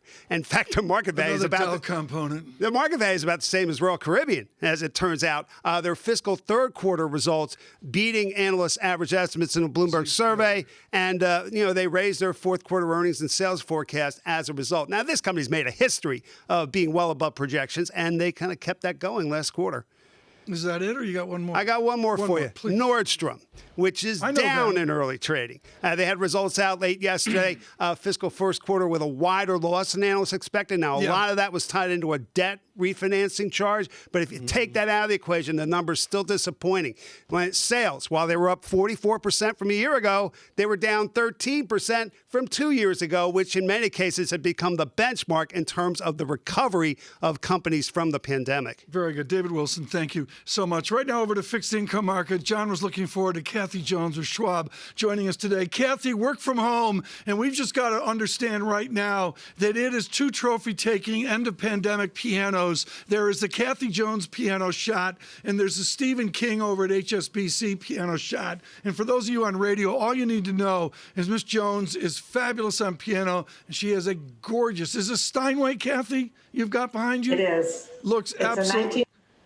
1913 Steinway made in Germany. Okay, so that can take us, John, back to the Dow Jones Industrial Average and where it was 125 years ago. Kathy, explain why yields are lower. Well, I think a couple of things. We've seen some of the commodity prices come off the boil recently. We've seen some of the indicators that were just skyrocketing start to roll over just a little bit. The market's moved up over 100 basis points from the lows last summer. So I think this is a consolidation. And frankly, the talk about tapering can be interpreted as bullish for bonds. So if you think back to 2014, everybody remembers a taper tantrum when yields shot up on talking about QE ending. But when QE actually ended, when they actually tapered, yields fell. So if you look at it as the first step towards tightening, it isn't surprising to me that yields have come off a little bit. Can you imagine a scenario where this continues then, Kathy? Would that be your base case, that the removal of QE will lead to lower yields? No, I think we put QE aside, frankly. I think on the margin, it's somewhat bearish. It'll allow yields to rise. But I think the more important driver is where's the economy going? Where's inflation going? And the big difference between now and, say, after the financial crisis is we have huge fiscal stimulus. And we didn't have that the last time around. We've been much quicker to bounce back and close that output gap. So I think that yields do continue to move higher from here. But I'm not sure that it's driven by QE or anything else other than the economy and inflation expectations continuing to run pretty strong. Within the breakdown of any given yield right now, Kathy, when you look at inflation expectations, real yields, is it real yields that needs to adjust a little bit more? And what kind of adjustment are you anticipating? Yeah, that's the conundrum right now. I'm not really sure why real yields are as low as they are. Partly, I think inflation expectations have run up pretty rapidly in anticipation of more inflation. But I do think real yields have to come back. So that's one reason we expect yields to go back up on the 10-year to 2.5% potentially. I think real yields have to adjust if we're going to have real growth in the economy, which is what we have. Kathy, how high can benchmark Treasury yields go before disrupting financial markets enough to create this feedback loop to send people back to safe havens? Great question, Lisa. I'm not 100% sure that I have the right answer to that, but I think what we would probably need to see is kind of that, not only to see 2.5% on the 10-year, but start to see the belly of the curve move a bit more. It's starting to move just a little bit. But you start to get the 3-year, 5-year, et cetera, moving up, then the overall cost of capital starts to go really higher because then the refinancing that's taking place 5 years out on the curve starts to get more expensive. Kathy, are you going more into riskier credit with the hope and the expectation that the Federal Reserve will backstop markets enough to allow these credits to continue to pay out bigger coupons, giving you the returns regardless of deteriorating credit quality should that happen? No, it's, again, a conundrum in the high yield market. This is a great environment for high yield because you have all this fiscal stimulus, you have pretty easy monetary policy, you've had the backstop from the Fed, which I think is winding its way down. And you have some upgrades, right? As the economy's improved, we've seen some upgrades. The problem is high yields kind of price for perfection, particularly like triple Cs. And so we wouldn't be real aggressive in that part of the credit market because I think at this stage of the game, we'll adjust to more greater reality that some of these companies aren't that solid. Kathy, what will be the market reaction as the real yield migrates to zero? Give us I think Schwab has such a expanse of what money flow will do. How will flows in fixed income change as we're shocked by a move to 0% inflation adjusted yield? Well, if I just look at where our investors are, particularly our retail clients, but even the more institutional clients, they're hoping for higher yields, and they're certainly hoping for higher real yields to extend duration. So I would expect that as we see yields move up, if we're right about that, we'll start to see more investor flows into longer dated bonds. Haven't seen much of that recently because they're still pretty low. But I think that as yields move up, we'll definitely see flows in that direction. People are nervous enough about risky assets that they want something to offset it. And if you get positive real yields in bonds, it'll definitely, I think, move in that direction. Kathy, always good to hear from you. Thank you. Kathy Jones there, Schwab Center for Financial Research Chief Fixed Income Strategist with your bond market today. Pretty stable, unchanged on a 10-year at 156, Tom, on 30s at 225. Yeah, but John, to your point, John, you've been really good about this, framing a 164, 165, and the range out to 174.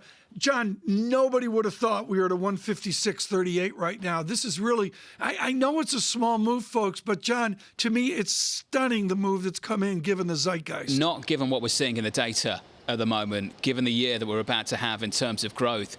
But this is the bond market. GDP at 830, I believe it is. This is the bond market. And when you're thinking about a deceleration later this year, what's the environment going to look like for the bond market? With a 12-month rolling view of the outlook, Lisa, in the months still to come, what does next year start to look like as we get deeper into next year using that 12-month rolling view. And if Lindsay Piegza is right, we go back to a low-growth environment that supports yields at these levels. I thought it was fascinating, Kathy Jones noting that perhaps people are implying that tapering will lead to lower yields because it could potentially crimp growth in the near term. All of that has to do, though, of course, with how disruptive some sort of increase in yields in the near term. Sure, and that, Lisa, used to be the idea. Yeah. QE would generate inflation expectations, push people out of the bond market. Removal of QE may be the opposite. Just wonder how long that dynamic lasts, Tom. Push them into the Dow Jones. Into the Dow. Industrial average. Okay. Value add. David Malpass is up next. World Bank president from New York. David Malpass knows where the Dow is. He does, yeah. Yeah. Up 12 on the S&P. We advance 1/3 of 1%, up about 0.4% on the Nasdaq 100. This is Bloomberg.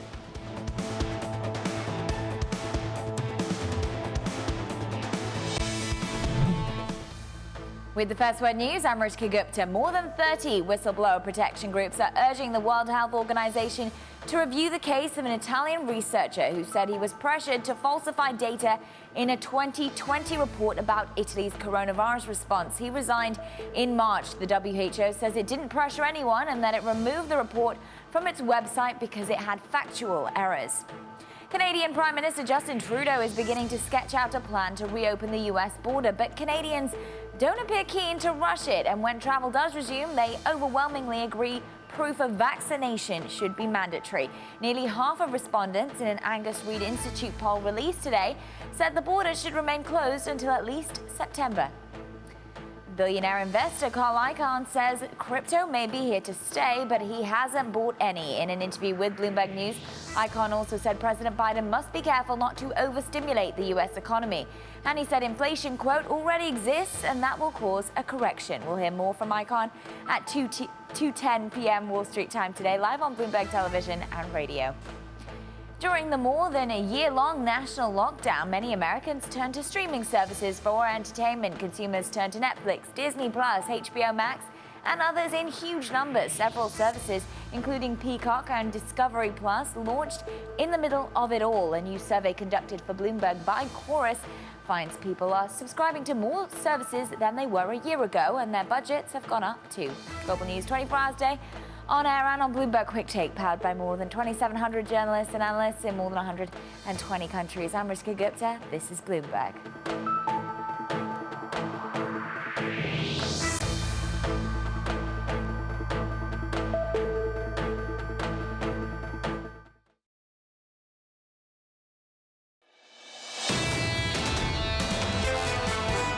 This could be a very good summer for the world, where the way of avoiding taxes and changing the place where you pay the tax, and where the way of a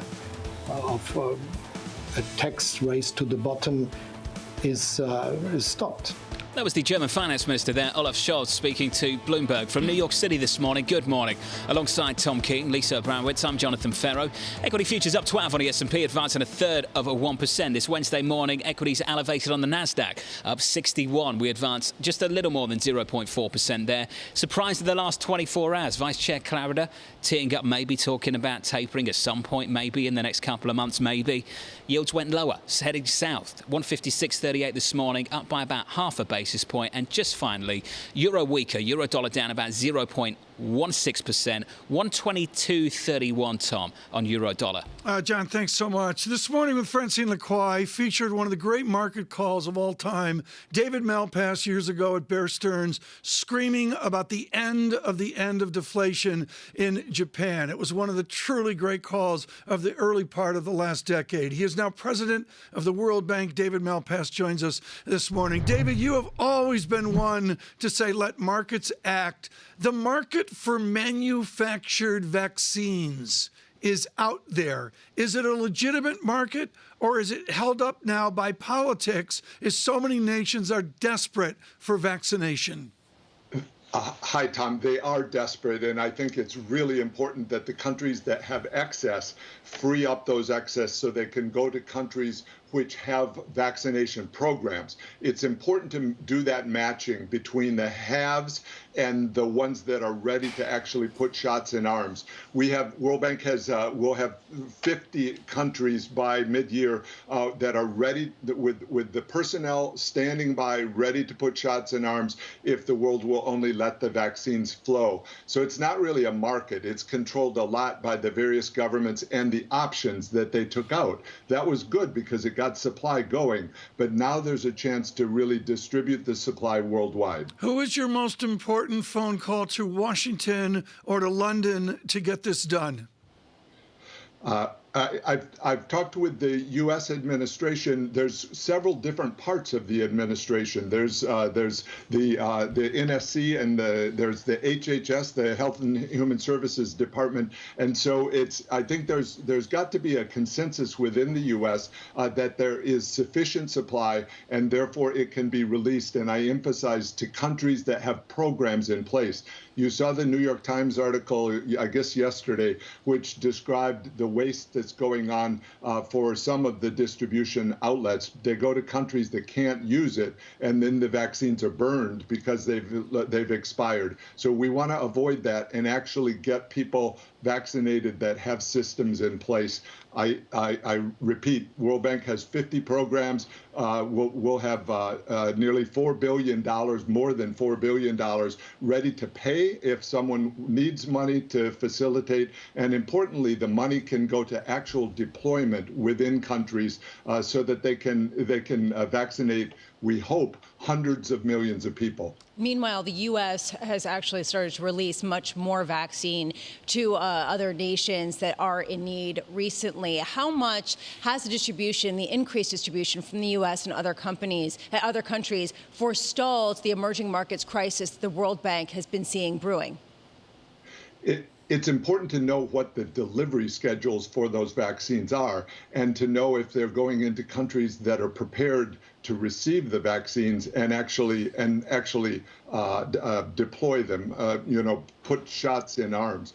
And one of the big challenges in the developing countries, really worldwide, is the hesitancy. Some people don't want to be vaccinated. So one of the things we're doing in client countries is have a communications effort by the country to encourage people to be vaccinated. That's going to save lives, and it also brings the economies back on stream. So it's important to be vaccinated and to have a program of vaccination in these countries.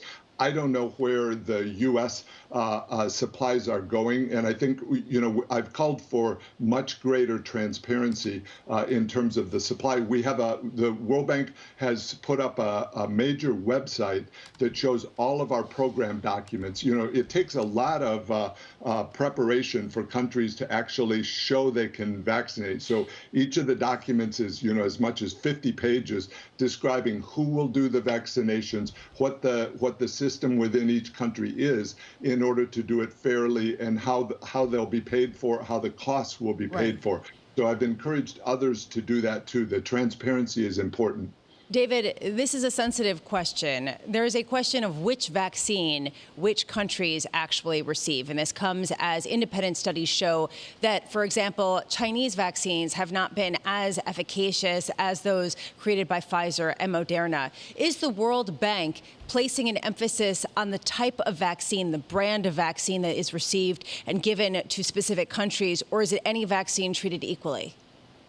They need to be WHO approved or approved by a regulatory agency, the U.S., Europe, Japan, and there's only a few that have been approved. But one thing I emphasize is most of the vaccines are better than not being vaccinated, and so that's important. Initially in our January and February programs, it was mostly Pfizer and Moderna, and we're still using that. But it's very important that AstraZeneca, that Johnson & Johnson, that the Chinese vaccine even, which has now been approved at least initially, officially by WHO, are available. And importantly, our programs allow different vaccines to be distributed in different parts of a country. Rural areas may want a different vaccine than hospitals in major cities. And we've described that in our programs. That's a really important part of getting the job done properly. So we're able to accept and use all of those that I mentioned, and there will be more, which is great. And we can also acquire or receive vaccines through COVAX, the international consortium, if it has supply. That's been one of the challenges, and that was discussed in the New York Times article yesterday. David, that's an important distinction. And as always, we appreciate your time. You're often generous with it, so thank you. David Malpass there, the World Bank president. Finishing there on China, Tom, just to bring up the situation in Chinese markets, got to talk about the Chinese currency. 3-year highs for the Chinese currency. That is dollar yuan lower, Chinese strength. Yeah, Abramowicz out with a great chart on Twitter front-running us this morning, John. She does that all the time. She's so quick out on Twitter that it's, worth following. Well, because she's on Twitter at 4 a.m. Abramowicz won. Has been in the office at 4 a.m. Lisa Abramowicz won. Front-running us. What's the why here, John? Do we have any intelligent reason why truly renminbi has been out front with strength? The officials there, Lisa, seemingly increasingly comfortable with the direction of travel. Well, the idea here being that possibly a stronger yuan could offset some of the inflationary pressures seen by commodities. That's one theory postulated by some PBOC officials that have retracted since that view. So very mixed signals from that, John. Because the weaker dollar leads to what?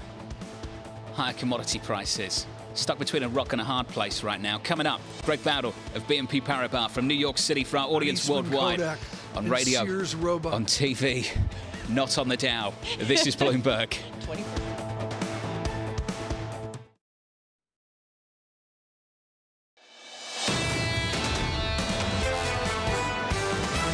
The market is not necessarily 100% comfortable with the Fed's ability to do everything that it says. We've already had a bit of a melt-up in the first half of the year, so we don't necessarily see another melt-up happening. The idea of transitory is a debate we will be having consistently until October. Even if we get some decent CPI prints for the next several months, I don't think that's going to be enough to force the Fed's hand into tightening any time before 2024. You cannot really push the story of average inflation targeting and then have a rate hike as soon as 2022. This is Bloomberg Surveillance with Tom Keene, Jonathan Ferro, and Lisa Abramowicz.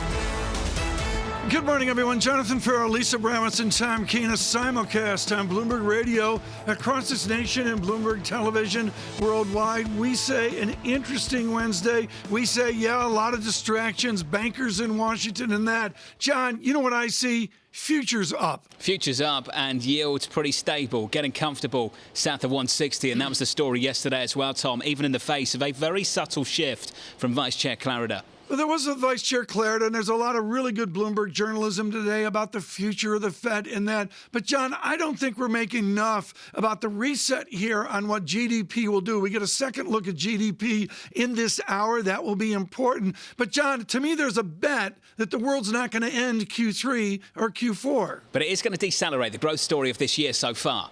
And we need to get our heads around what that actually means for this market. Yeah. Lindsay Piegza of Stifel, an hour or so ago on this program, Tom, looking at 1.8% GDP growth in the near term. Just around a corner after the boom we've seen next year into this year into next year. That's severe deceleration back towards trend growth, and that's going to raise some questions about whether you want to stick with this cyclical trade and move to growth. John, that's well said. And Lisa, what it comes up to here is the basic idea of a Washington with a testimony today of bankers and the other ballets in Washington. Are they doing politics for a boom economy or for the 1.8% GDP John speaks about? It's a good question, and how much guidance will we get from bank CEOs in terms of whether they do see a 1.8% return to average GDP that we've seen over the past several decades. My question is, though, talking about all the cash that banks have, where else is it going to go if it isn't into stocks of companies that are paying higher dividends, that are actually producing profits, even if potentially at a lower pace? And John Ferro, on this day of the 125th anniversary of the Dow Jones Thanks, TK. Industrial Average, I think of GM in the 20s and, of course, Dearborn doing so well. Look at that headline from Ford of what, John, you've been talking about, a changing American and global economy. Ford to boost electrification by Amazon like $30 billion. By 36%, expecting 40% of global volume to be all electric by 2030, Tom. They're the goals of this company. No, I think our goal is to still be on air in 2030. We're maybe on just that talking to right each now. other in 2022. Let me get equities out of the way here. I'm going to quote the Dow Jones Industrial Average up 65 points, 34,336. The S&P, we look at it occasionally, 4,200 up 12.25 points. Critically, John, the VIX coming from 21 into 18.44. That's my lead statistic this week. We're going through this really important transition. We caught up with Gabelli Funds earlier on this morning. Howard Ward. The transition towards recovery, from that towards expansion, and then from there deceleration. And what does it mean for this bond market? And that's got to be the key issue every morning we wake up. What are Treasuries doing? What are they telling you? Right now, I don't know. 156 on 10s, but that's the story.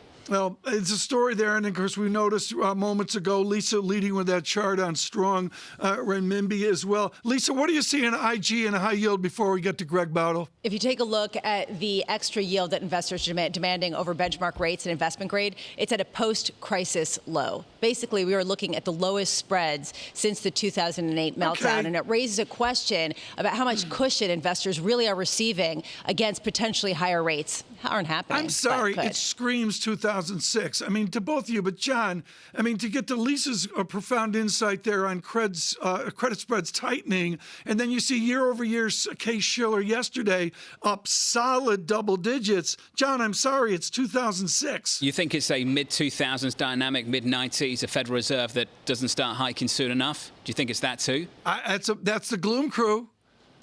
You know, the pendulum of 2006. I will say that there is a difference in terms of the amount of leverage in the system this time, John. Just to be very clear, even with high-yield issuance at a record high, yet again, you aren't seeing, Tom, the same type of leverage, CDO squared, as you did in 2000. You two swap roles this morning. What, you sounded almost bullish on credit then, Lisa. I'm not bullish. I'm just explaining why it's distinct. Okay, thank you. Good. I think that's very important here, and you know, we have to have this banner codified there right now. You Lisa, just heard it as a surveillance break exclusive. We do breaking news and exclusive news, and we mold them in together. Then We should Lisa cut that little Abramowicz clip, shouldn't we? is not bullish. Very important to see that this morning. Speaking of bullish, Greg Bowdle joins us, the BNP Paribas, to save the program this morning. Greg, are you bullish? We are, but we're looking for a slowing rate of equity gains. There's definitely some storm clouds that we're concerned about. Credit is very tight. Valuations are very elevated. We do have this uncertainty in terms of the macro data when we look further out. But for now, we think there are a lot of tailwinds. Earnings season was chief amongst them. Greg, the story of the moment. Growth's peaking. We go through this recovery phase into an expansion phase. That was what Howard Ward of Gabelli talked about earlier on this morning. When you start to make these kind of transitions, Greg, how do you make a transition just in terms of capital allocation? I think one of the things that we've been talking about, you touched on this a little bit earlier, John, when you mentioned this move, potentially, should you move from cyclicals into growth? And we think that there's maybe a middle bound. Yeah, we've had this extremely bullish environment for value in the cyclicals over the last 6 months. And rather than give up on that trade, we think it has further to run and jump back into growth. We think there's a middle ground where maybe we can start to look at value, but try and look at value with more of a quality tilt. And interestingly enough, in the context of your programming this morning, something like the Dow probably fits quite well in that context. Oh, here we go. Greg Bowdle, walk me through it. Are you telling me that in your strategy note, you're talking about how to get allocation exposure to the Dow? We have been, and I think in the last 20 years, it's probably the first time I've talked about it. I think there is an argument that, rich though the history is, the Dow is a little bit anachronistic in terms of how it's constructed. But when we screen through the global indices and we look for indices that have positive exposure to value, something like Russell comes up, but it has very negative exposure to quality. When we look at quality, things like the NASDAQ comes up, but very negative exposure to value. But something like the Dow actually fits quite nicely in between. It has positive exposure relative to the other indices for quality and value. I think about, though, Greg, the idea that the Dow is really pegged to the old economy, and the old economy has gotten a boost from some of the infrastructure spending, the higher commodity costs. And then you get a headline like what we just got, that Ford plans to boost electrification spending by 36% to $30 billion, hoping to really ramp up how much of its fleet really is electric. How much could this bet in the old economy be disrupted by new economy, new environmental types of initiatives? I think it's a really interesting question. And one of the things about the new economy, electrification, is things like copper are a very necessary input for some of the EV infrastructure or some of the green initiatives. So some of the industrial cyclicals are actually some of the stocks that are quite well placed to participate from this. And in terms of the expansion that we've had, yes, it's been driven by a cyclical recovery, a reopening trade, but we still haven't necessarily had the boost to come from infrastructure. When we look at things like the commodity complex, we had a commodity bear market in the middle of the last equity bull market. If you look at the trailing 5-year average for the capex spend from some of the materials or mining stocks, they are at incredibly low levels. So we have this very tight supply picture. And we have demand that, even though some of it is priced, is continuing to expand.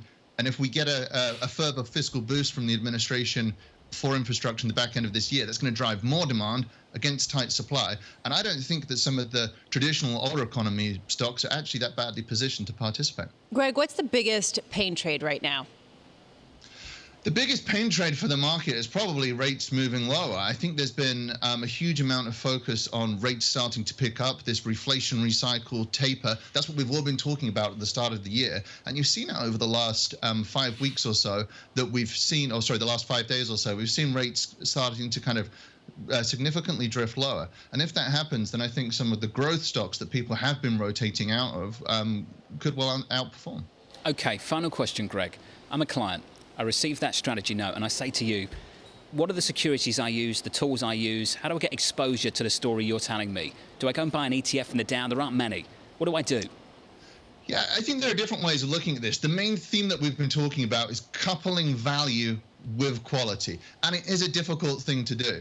But the way that we address this is we look at it on a sectoral level, an index level, and a stock level. And if you go and kind of filter through for stocks that have exposure to those two qualities, you do get an interesting mix of indices or underlyings. So things like the Dow in the index space, some of the materials and the metals and mining sectors, we think screen quite well in that context. And you can also take a totally cross-sectional view where rather than looking for indices and sectors, instead you filter by those individual stocks and try and build, in our case, custom thematic baskets that are really geared to those key themes. Greg, Tom's going to want you back every single day. I was tearing up there. I was, John, it was Greg, that'll go away. You don't get that from Costin at Goldman Sachs. I mean, you don't know.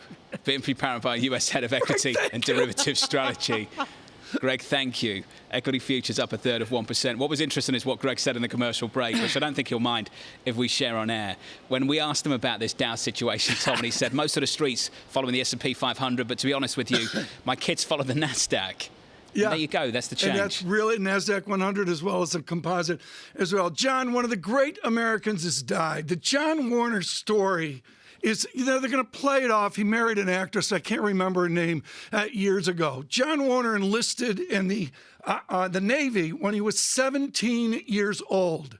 He did the unheard of. He became a captain in the Marines in Korea. He was the Navy guy on the Hill. He was an absolute textbook Virginia politician out of Washington and Lee. And John, what this guy did, he was the last of the old guard liberal senators. He, in Virginia with a geography to the south, he was the one that for years fought off in the Senate the real conservative tilt of the Republican South. The former Senator John Warner of Virginia died Tuesday at 94.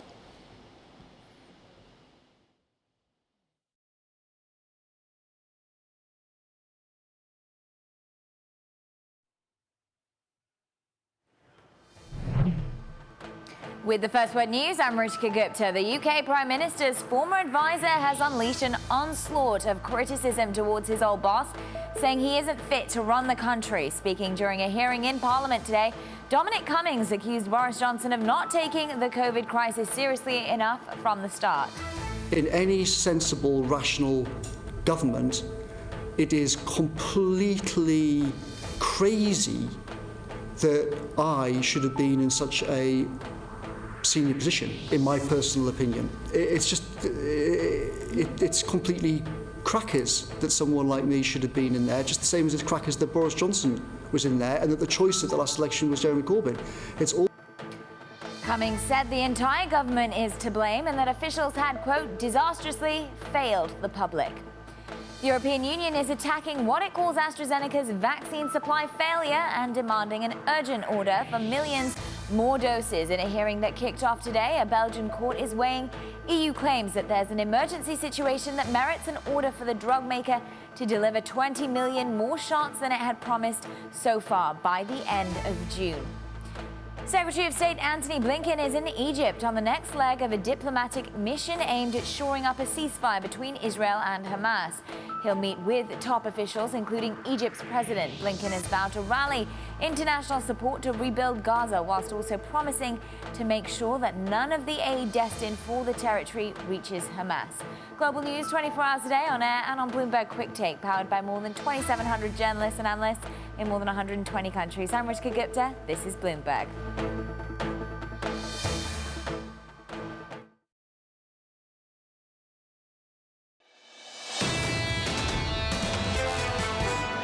We've been much quicker to bounce back and close that output gap. So I think that yields do continue to move higher from here, but I'm not sure that it's driven by QE or anything else other than the economy and inflation expectations continuing to run pretty strong. That was Kathy Jones, the Charles Schwab Center for Financial Research, the chief fixed income strategist on the bond market from New York City this morning. Good morning. Alongside Tom Keene, Lisa Abramowicz, I'm Jonathan Ferro. Just briefly, equities up higher, positive a third of 1% on the S&P. The Nasdaq up by 60, advancing 0.4%, and yields on a 10-year up around about, not even a basis point actually, 156 on a US 10-year this morning, Tom. Very good. I mean, there's no other way to put it. There's a market churning, and the yield is, to me, the major story there as well. What we do in economics is we have deciles. 10% of the American public say as one estimation. Jared Bernstein is expert at the analysis, the breaking apart, the slicing, dicing of those deciles, those 1/10 of the American public. He is with the White House Council of Economic Advisors and has been a lead advisor to the President of the United States for over a decade. Dr. Bernstein, thank you so much for joining us today. Do you have an understanding now about which deciles have been advantaged by this historic fiscal stimulus? Who's benefited? Yeah, no, it's a great question. One of the things you see when the job market tightens up, and this has been a theme of my work for decades, is that those in the bottom half, the bottom 5 deciles, if you want to stick to that metric, benefit disproportionately when the job market tightens up. You see the black unemployment rate come down faster in those situations. You see the wages of low-wage workers get a bigger pop. They're just a lot more sensitive to the kinds of bargaining power benefits that come from a full employment economy. So heading back to full employment as quickly as possible is one of the goals of our fiscal policy, and the American Rescue Plan is clearly helping to pull the recovery forward, not unlike comments I've heard on your show this very morning. The kind of outcomes that you'd expect maybe later on in the cycle, Jared, are you starting to see them develop a little bit earlier than anticipated? I'm sorry, what were you asking me about? In terms of the outcomes you'd expect in the labour market later on in the cycle, which is when you really start to erode some of the slack, are you starting to see some of those symptoms earlier in the cycle? Are we starting to see them now as opposed to, say, several years down the line?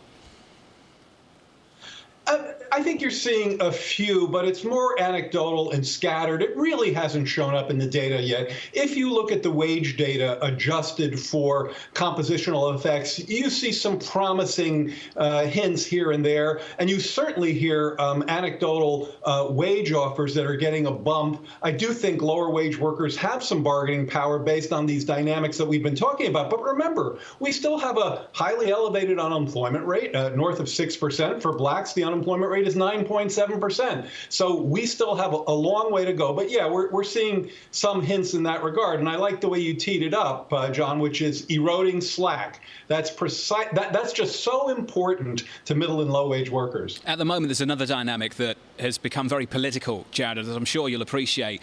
More than 20 Republican states, the governors have basically gotten rid of the extra additional unemployment insurance. Jared, what do you think the consequences of that decision will be in the data that we'll expect to see in the coming couple of months, deeper into summer? Yeah, it's a good question, and here's one of the natural experiments that economists love to tap.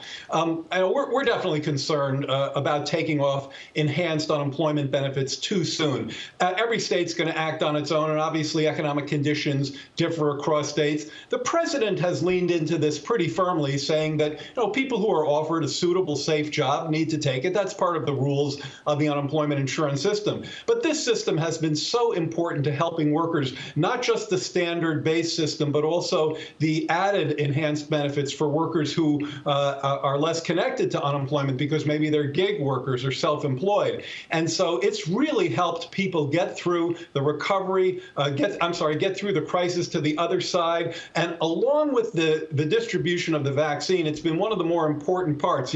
Shots in arms, checks in pockets, that's been part of the formula. Jared, do you see the enhanced unemployment benefits as being a template or serving as a template going forward for some sort of universal basic income, especially if the participation rate continues to fall as it has over recent decades? It's a fair question. I would probably say the direct impact payments or the checks are closer to that than the UI, the unemployment insurance payments. I mean, unemployment insurance is just that. It's a specific insurance program, a safety net for people who lose their jobs. And it's one that, of course, has been in place for many, many decades. It's proved to be an extremely important counter-cyclical force. I do think the system needs work, and the administration is very committed to doing that. If you listen to the president's discussion of making sure that the next time we hit a downturn, we hit it with a UI system that's more ready for that. That I think is an important part of our kind of policy infrastructure that we're committed to working on. Dr. Bernstein, I want you to speak to a small business out there that is petrified of what they see from fancy big corporations of $15 an hour, $17 an hour, and up wages. I want you to study David Card and the wonderful Alan Kruger and the arch fear that if we raise those low minimum wages, all the other wages come up with it. What's your evidence on that study? Mm-hmm.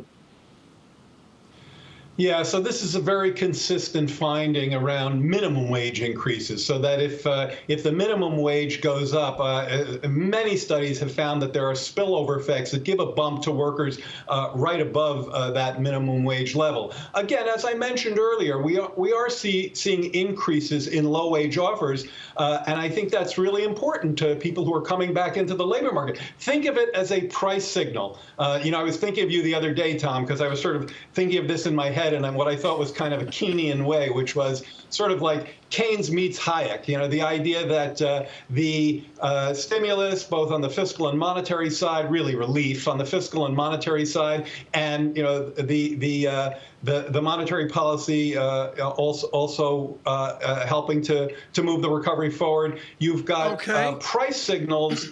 You've got price signals. You've got price signals that are pulling workers back into the labor force. You've got the vaccine out there. 50% of adults vaccinated, way ahead of our schedule. And I think those are all very promising developments. I mean, he does this right at the end of the interview, John Ferro. Isn't it Dr. nice? Bernstein has set this up huge. You're going to come back, Dr. Bernstein, and I don't mean on Jobs Day. We love to have you with John on Jobs Day after the report. You've got to come back, and we've got to talk about the information that's out there that we can't see. We got to go on the edge of Joe Stiglitz and the others of the information study. Just because Michael he said he was Spence, thinking of you, now you want him back straight away. Yeah, I only want him back because he was thinking. Yes. Jared, do you look at the Dow Jones Industrial Average? Yeah, I've heard about that. Of course. Look, when you're in the, here's the thing: when you're in the White House, you're very careful not to react to every blip in any index, minute to minute or day to day. Much more heads down, keep the recovery going, deliver the goods to the middle class. There you go. I think that's a very diplomatic answer there, Jared, and it's always good to get you on the show. Thank you, sir. Jared Bernstein there from the White House from New York City this morning. Selma's got 3 new movies coming out. Good morning. This is Bloomberg.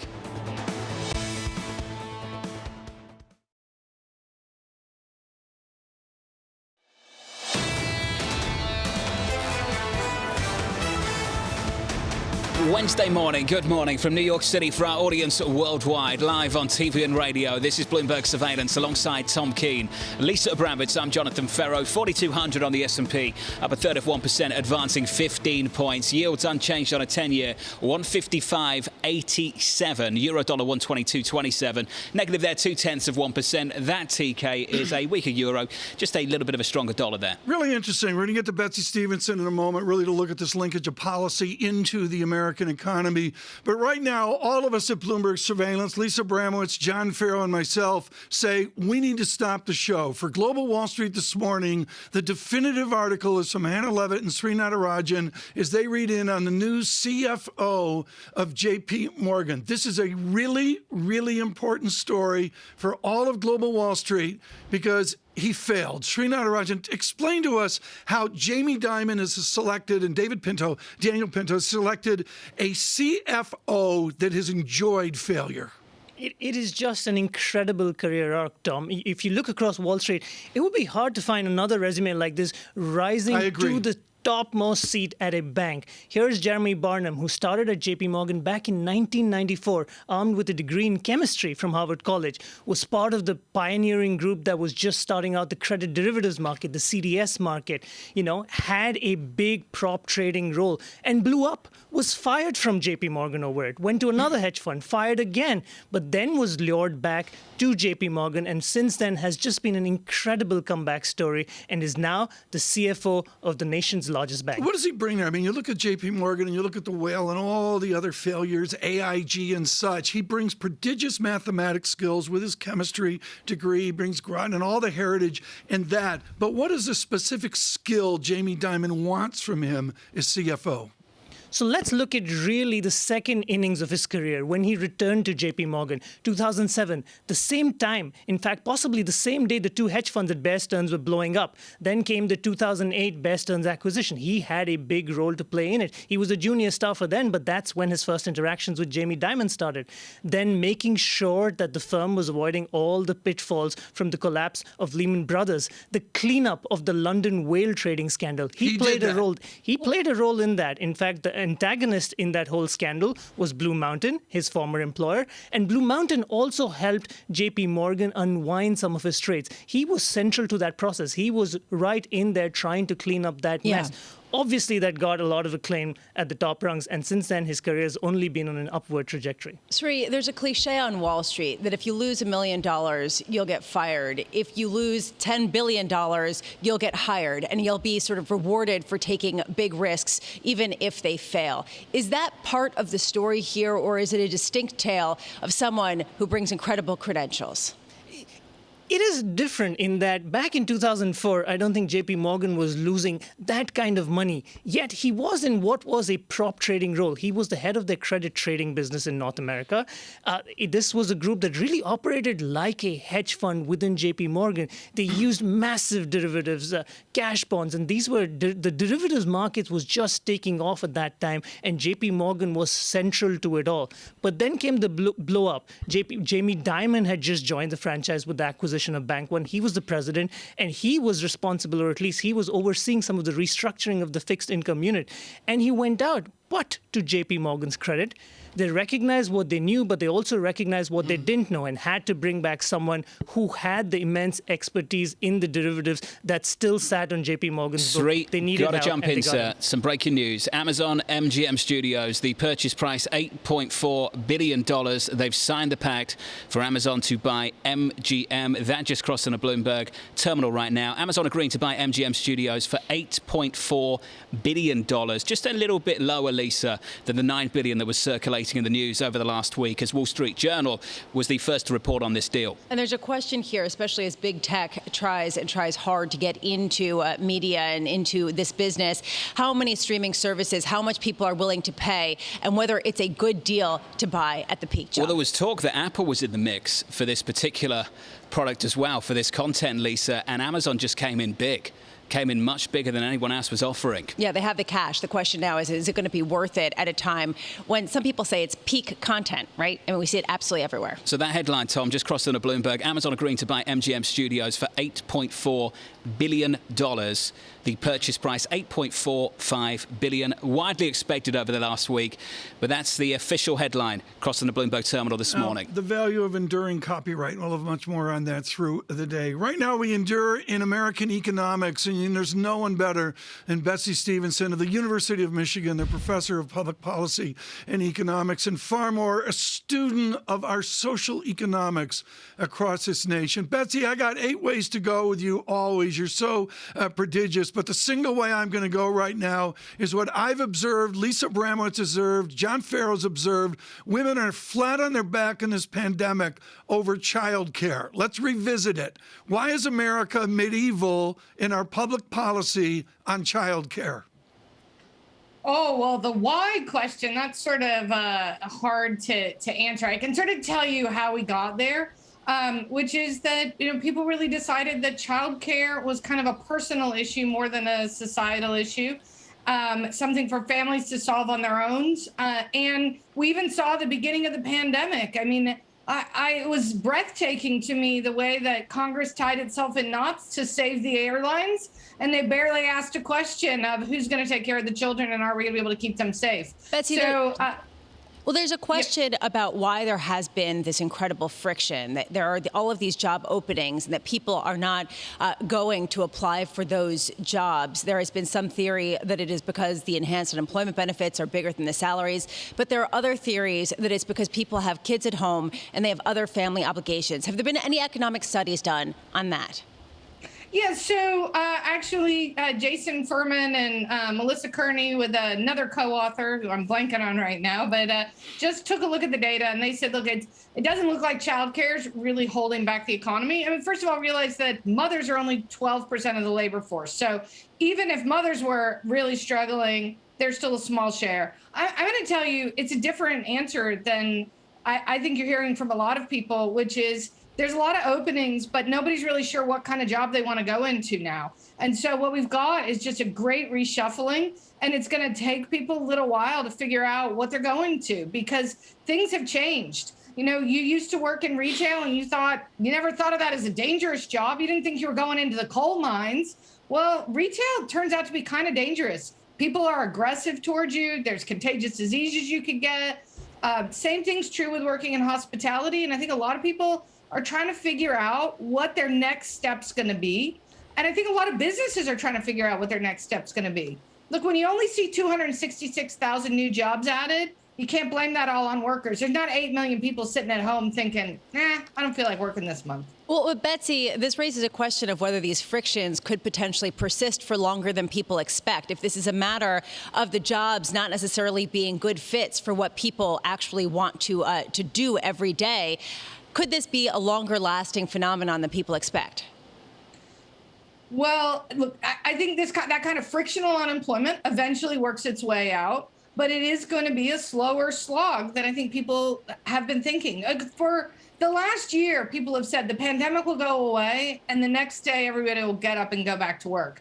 Look, people are vaccinated and they're still not ready to get up and go and do things the way they did them before. I don't think we're all going to get back and do everything exactly the way that we did before. And that same thing is true for work. We got companies trying to figure out how they're going to get remote workers back in the office. There's a lot of adjustment that's going to happen, and it is going to make things slower than people expect. Betsy, what is the total pie of the government support of this, or the government part of this economy, versus what more conservatives would suggest is a socialism of France or Sweden or others? Their response is, we don't want to be like France. How close are we to being France? Well, we're very, very far away from being France. Look, we're what we collect in revenue, what we spend out in terms of a share of GDP is much smaller than those other countries. I think there are two big questions here, though, that I want you to separate. One is, how much stimulus do we need? Do we need to be supporting people right now? Are we going to recover quicker if government's putting money out there? That's one question. Another question is, what kind of social infrastructure do we want? Do we want the government providing education? If so, how much education? Is it just K through 12? Is it university education? Is it early childhood education? Do we want childcare in the mix? What do we want government to provide? And I think the pandemic has forced a lot of people to ask that question. You've got a big push coming out of the Biden administration for a very different vision of government and the kinds of social support that's going to be provided. That's not about the pandemic, but I do think the pandemic caused people to say, hey, wait a minute, I want more from my government. Okay, but Betsy, and this is an unfair question to you. We talked to market economists, and some are looking on demographics and nominal GDP as a run rate 2% American economy. Do you share that view, or can we not get back to morning in America, but can we have a better run rate of real GDP? I think the idea that, we go back to the Trump administration, and the idea was we're going to get faster real GDP growth if we just stop taxing everybody. And that just doesn't work. If we want faster real GDP growth, the only way to do it is for us to invent ways to do more with less. And the way to invent ways to do more with less is to start at the ground level, which is invest in our people. So I think if you want faster GDP growth, you invest in early childhood education. That's not going to get us fast GDP growth tomorrow, but I'll tell you what, it certainly will in 30 or 40 years. The U.S. used to have the most highly educated population in the world, and we had the fastest growth. We've now slipped in the world so that we're barely in the top 10 in terms of highly educated workforce. No wonder our growth is slowing. So I would say there's no easy fix here. There's no crash diet to faster GDP growth. We got to invest in the people who are going to become more productive and going to come up with new ideas and going to give us that faster growth. Betsy, we got to run. We got to leave it there. Thank you. Betsy Stevenson there at the University of Michigan. Just to return to that breaking news in the last 10 minutes, Amazon agreeing to buy MGM Studios for $8.45 billion. Just a little bit left than the guide that we got over the last week in the reporting. We were looking for something in and around $9 billion. It comes in at $8.45 billion, the largest acquisition for Amazon since the $13.7 billion deal for Whole Foods going back 4 years ago in 2017. Coming up on The Open, we'll discuss the deal and what it means for the environment. Richard Bernstein advises Deputy CIO Dan Suzuki coming up a little bit later, Tom. You have Suzuki coming up? We have Dan Suzuki. Ashok Bhatia of Neuberger Berman on the bond side of the story. I do know Richard, yeah. Richard comes on actually too. Looks at the Dow Jones Industrial Average. I'll ask Richard about that. I'll ask Dan about that too. Okay? We'll continue. John Ferro, 9 o'clock. Really important here, of course, with this important Amazon story. On that, Geetha Ranganathan joins us with Bloomberg Intelligence, our media analyst there, and with Robert Schiffman on the bond side. Really fabulous coverage. Geetha, I know that Schiffman has written about this is like 1 day of revenue for Amazon. I get that. Is this the beginning of something bigger for Amazon? Do you look at this as an incremental step? Or is it literally a dalliance for a retiring Jeff Bezos? Thank you, John. Thank you, Tom, for having me. So I think this is really a bold step, and this kind of speaks to Amazon's ambitions in streaming. They've really doubled down, if you will. Just a few weeks ago, they announced an $11 billion deal with the NFL. So they're really serious about streaming. And now they're getting a studio, an iconic MGM studio with 4,000 movie titles and 17,000 TV shows. So they are really going big, in my opinion, in streaming. Okay, they're going big, but for all streamers, it's not been a bed of roses. I mean, there's Paramount Plus. I guess this could be MGM Plus. I don't buy it for a minute. What is the aspiration of Amazon when you can compare and contrast them with the other streamers? So they really want to be a top-tier service. I mean, this is a move that is coming very closely on the heels of the Discovery Time Warner. So we're looking at everybody kind of really looking to consolidate their position. We already know Netflix and Disney kind of lead the space. HBO Max now a potential top contender for that streaming crown. And now you see Amazon. I mean, the Prime service has always been important for people, but this is really where they're making that big bet in video. Yeah, I know, Lisa, you've seen Mandalorian, what, 4 times at your house? Yeah, we hold screenings for the entire floor. There is a question of how much harder it gets, though, Gita, to keep some of your subscribers at a time when there are so many rivals. And it raises a question of whether the barrier to entry and the barrier to continue maintaining market share is getting higher and more expensive. Is that your sense going forward at a time when so many different outfits are putting such priority on content? Oh, absolutely. I mean, it is going to be harder and harder, not just to retain subscribers, Lisa, but also to attract subscribers, but also to kind of retain them. And that's really what Amazon is trying to do here, right? Because they're getting a studio.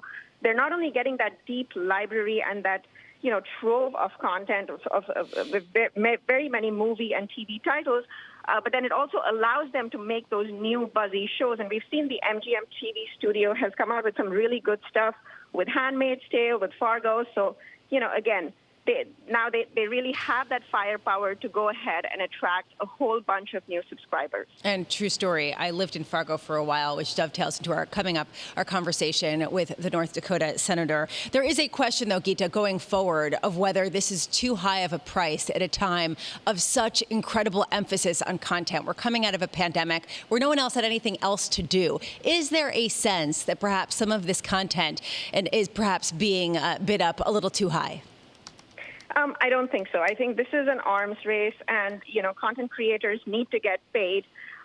You know, yes, the price of content has really gone up dramatically in the past few years, but I think it is going to go up more and more because this is really how you attract subscribers, and this is how, you know, it is the name of the game when we come to streaming and when we come to media. So I think you can only expect it to go up a little bit further. Geetha Ranganathan publishing today on Amazon MGM for Bloomberg Intelligence as well. Lisa, they're moving at light speed. What I find fascinating here is all the negativity, including the Amazon annual meeting and all sorts of shareholder rights issues and the politics of Washington. And all of these companies just every day they're moving forward with massive profits and what to do with it. Yeah, I mean, basically, they have so much cash, Amazon. What are they going to do with it? Why not buy a movie studio? The question that I have, though, is this going to pay out longer term? They already have these Prime subscribers. Is this going to really move the needle? And I think that people are saying, yes, if you take a look at pre-market shares, they are up for both MGM as well as for Amazon. Well, I know Robert Schiffman publishing today on the credit quality of Amazon, and, you know, they don't have nearly the credit rating of the other major tech fangs because they've been investing. But Schiffman makes very clear that Amazon, with the enduring cash flow, particularly from AWS and cloud, can migrate towards that credit rating. We'll see much more on this through the morning. Really looking forward to talking to Paul Sweeney on Bloomberg Radio in a moment about Amazon and MGM. Joining us right now, and I am going to rip up the script here, and I can do that, of course, with the gentleman from the Dakotas. Kevin Kramer is with North Dakota. I've always got to keep my Dakotas careful here. I've got to be careful what I do. Senator Kramer, I want to stop for a moment for you to speak of the symbolism of your Republican Party and the path from John Warner dying today at 94 over to the modern Republican Party. You have identified, I love the idea that I think like Lincoln, you lost your first 3 elections. Tell me how your GOP keeps the Republicans like John Warner and, frankly, Senator Portman of Ohio in the fold. How do you keep these liberal Republicans in the party? Well, no, thanks for the question. Actually, pragmatism works. And I think that one of the things that Donald Trump brought to the Republican Party is he brought the working class Americans to the Republican Party. I think at the end of his 4 years, one of the things we lost, perhaps, are not so much moderates as probably the polite, moderates, if you will. Certainly the suburban women, for example.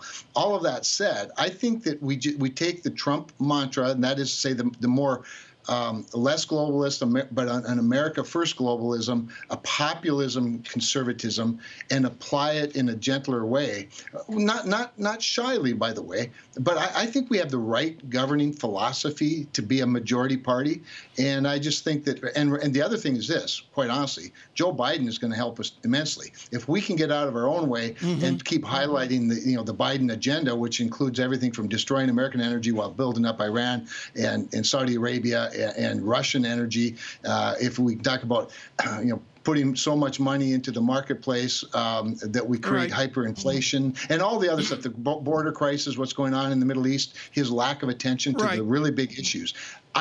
There's nothing like a common opponent to help unite people. But I do think our own message, to your point, needs to be the Trump message delivered in a way that people are listening. And the lessons learned of losing the presidency, losing the House, losing the Senate, and granted these are by all small numbers, in 2022 beckons, how do you coalesce the GOP on social issues so removed from the core Trump constituency? And I might say social issues that Senator Warner of Virginia led with through the 70s and the 80s.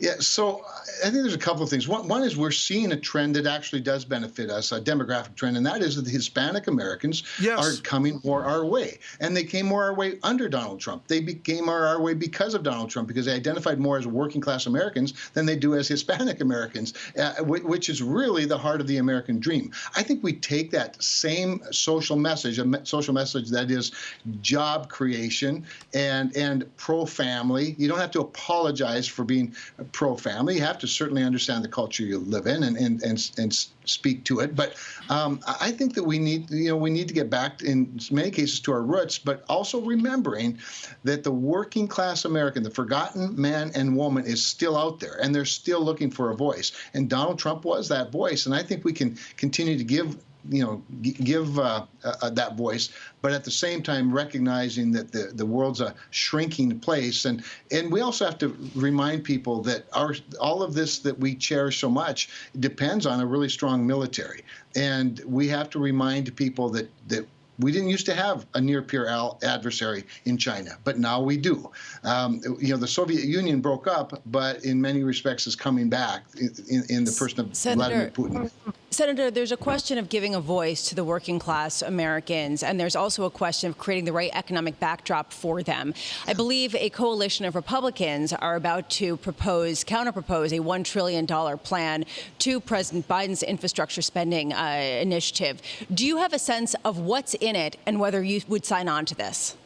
Sure, great question. I do have some sense of it, and I likely would sign on to it. In fact, I think I've always thought we could go bigger than we've gone as Republicans while maintaining our philosophy and our integrity. And that is a couple of things. So I actually am the ranking Republican on the Transportation and Infrastructure Subcommittee, and we're going to mark up our surface transportation bill today, and it's been negotiated between the four corners that include Tom Carper, Shelley Moore Capital, Ben Cardin, and myself, and that's going to be a good step in the right direction. We can go bigger on that simply by adding another year or two to the authorization.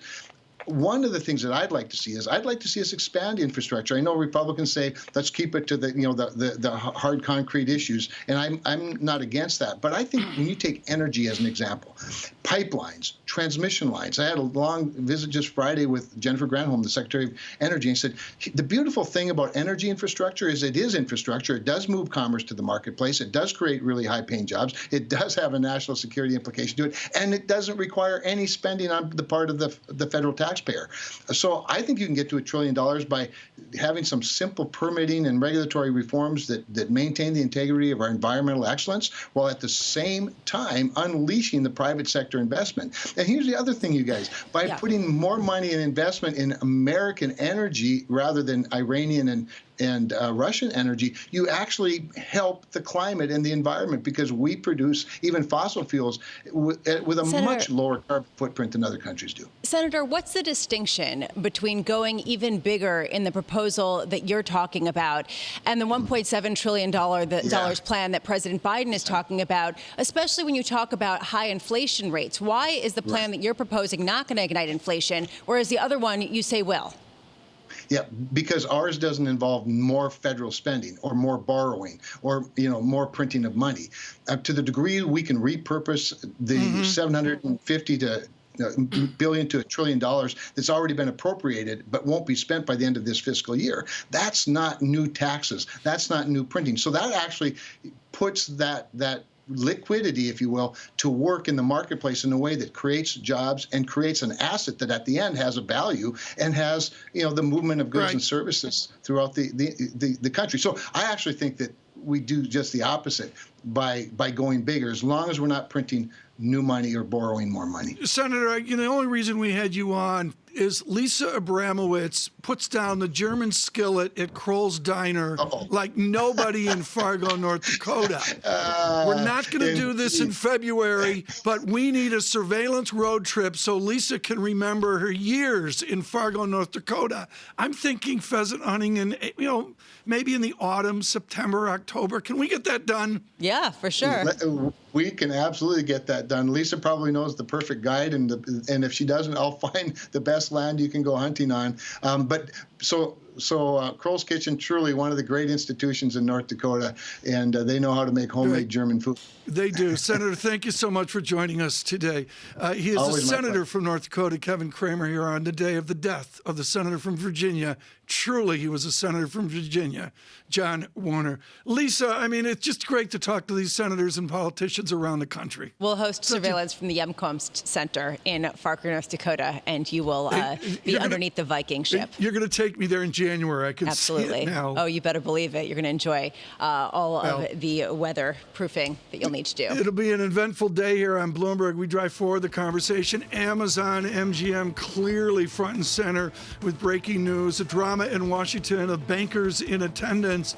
And then the markets, again, equities up, and we're watching yields, I should point out, 1.5655 this day of the 125th anniversary of the Dow Jones Industrial Average. The Dow, 34,349. That's the last time you're going to hear it on TV for an hour. Yeah, that's true.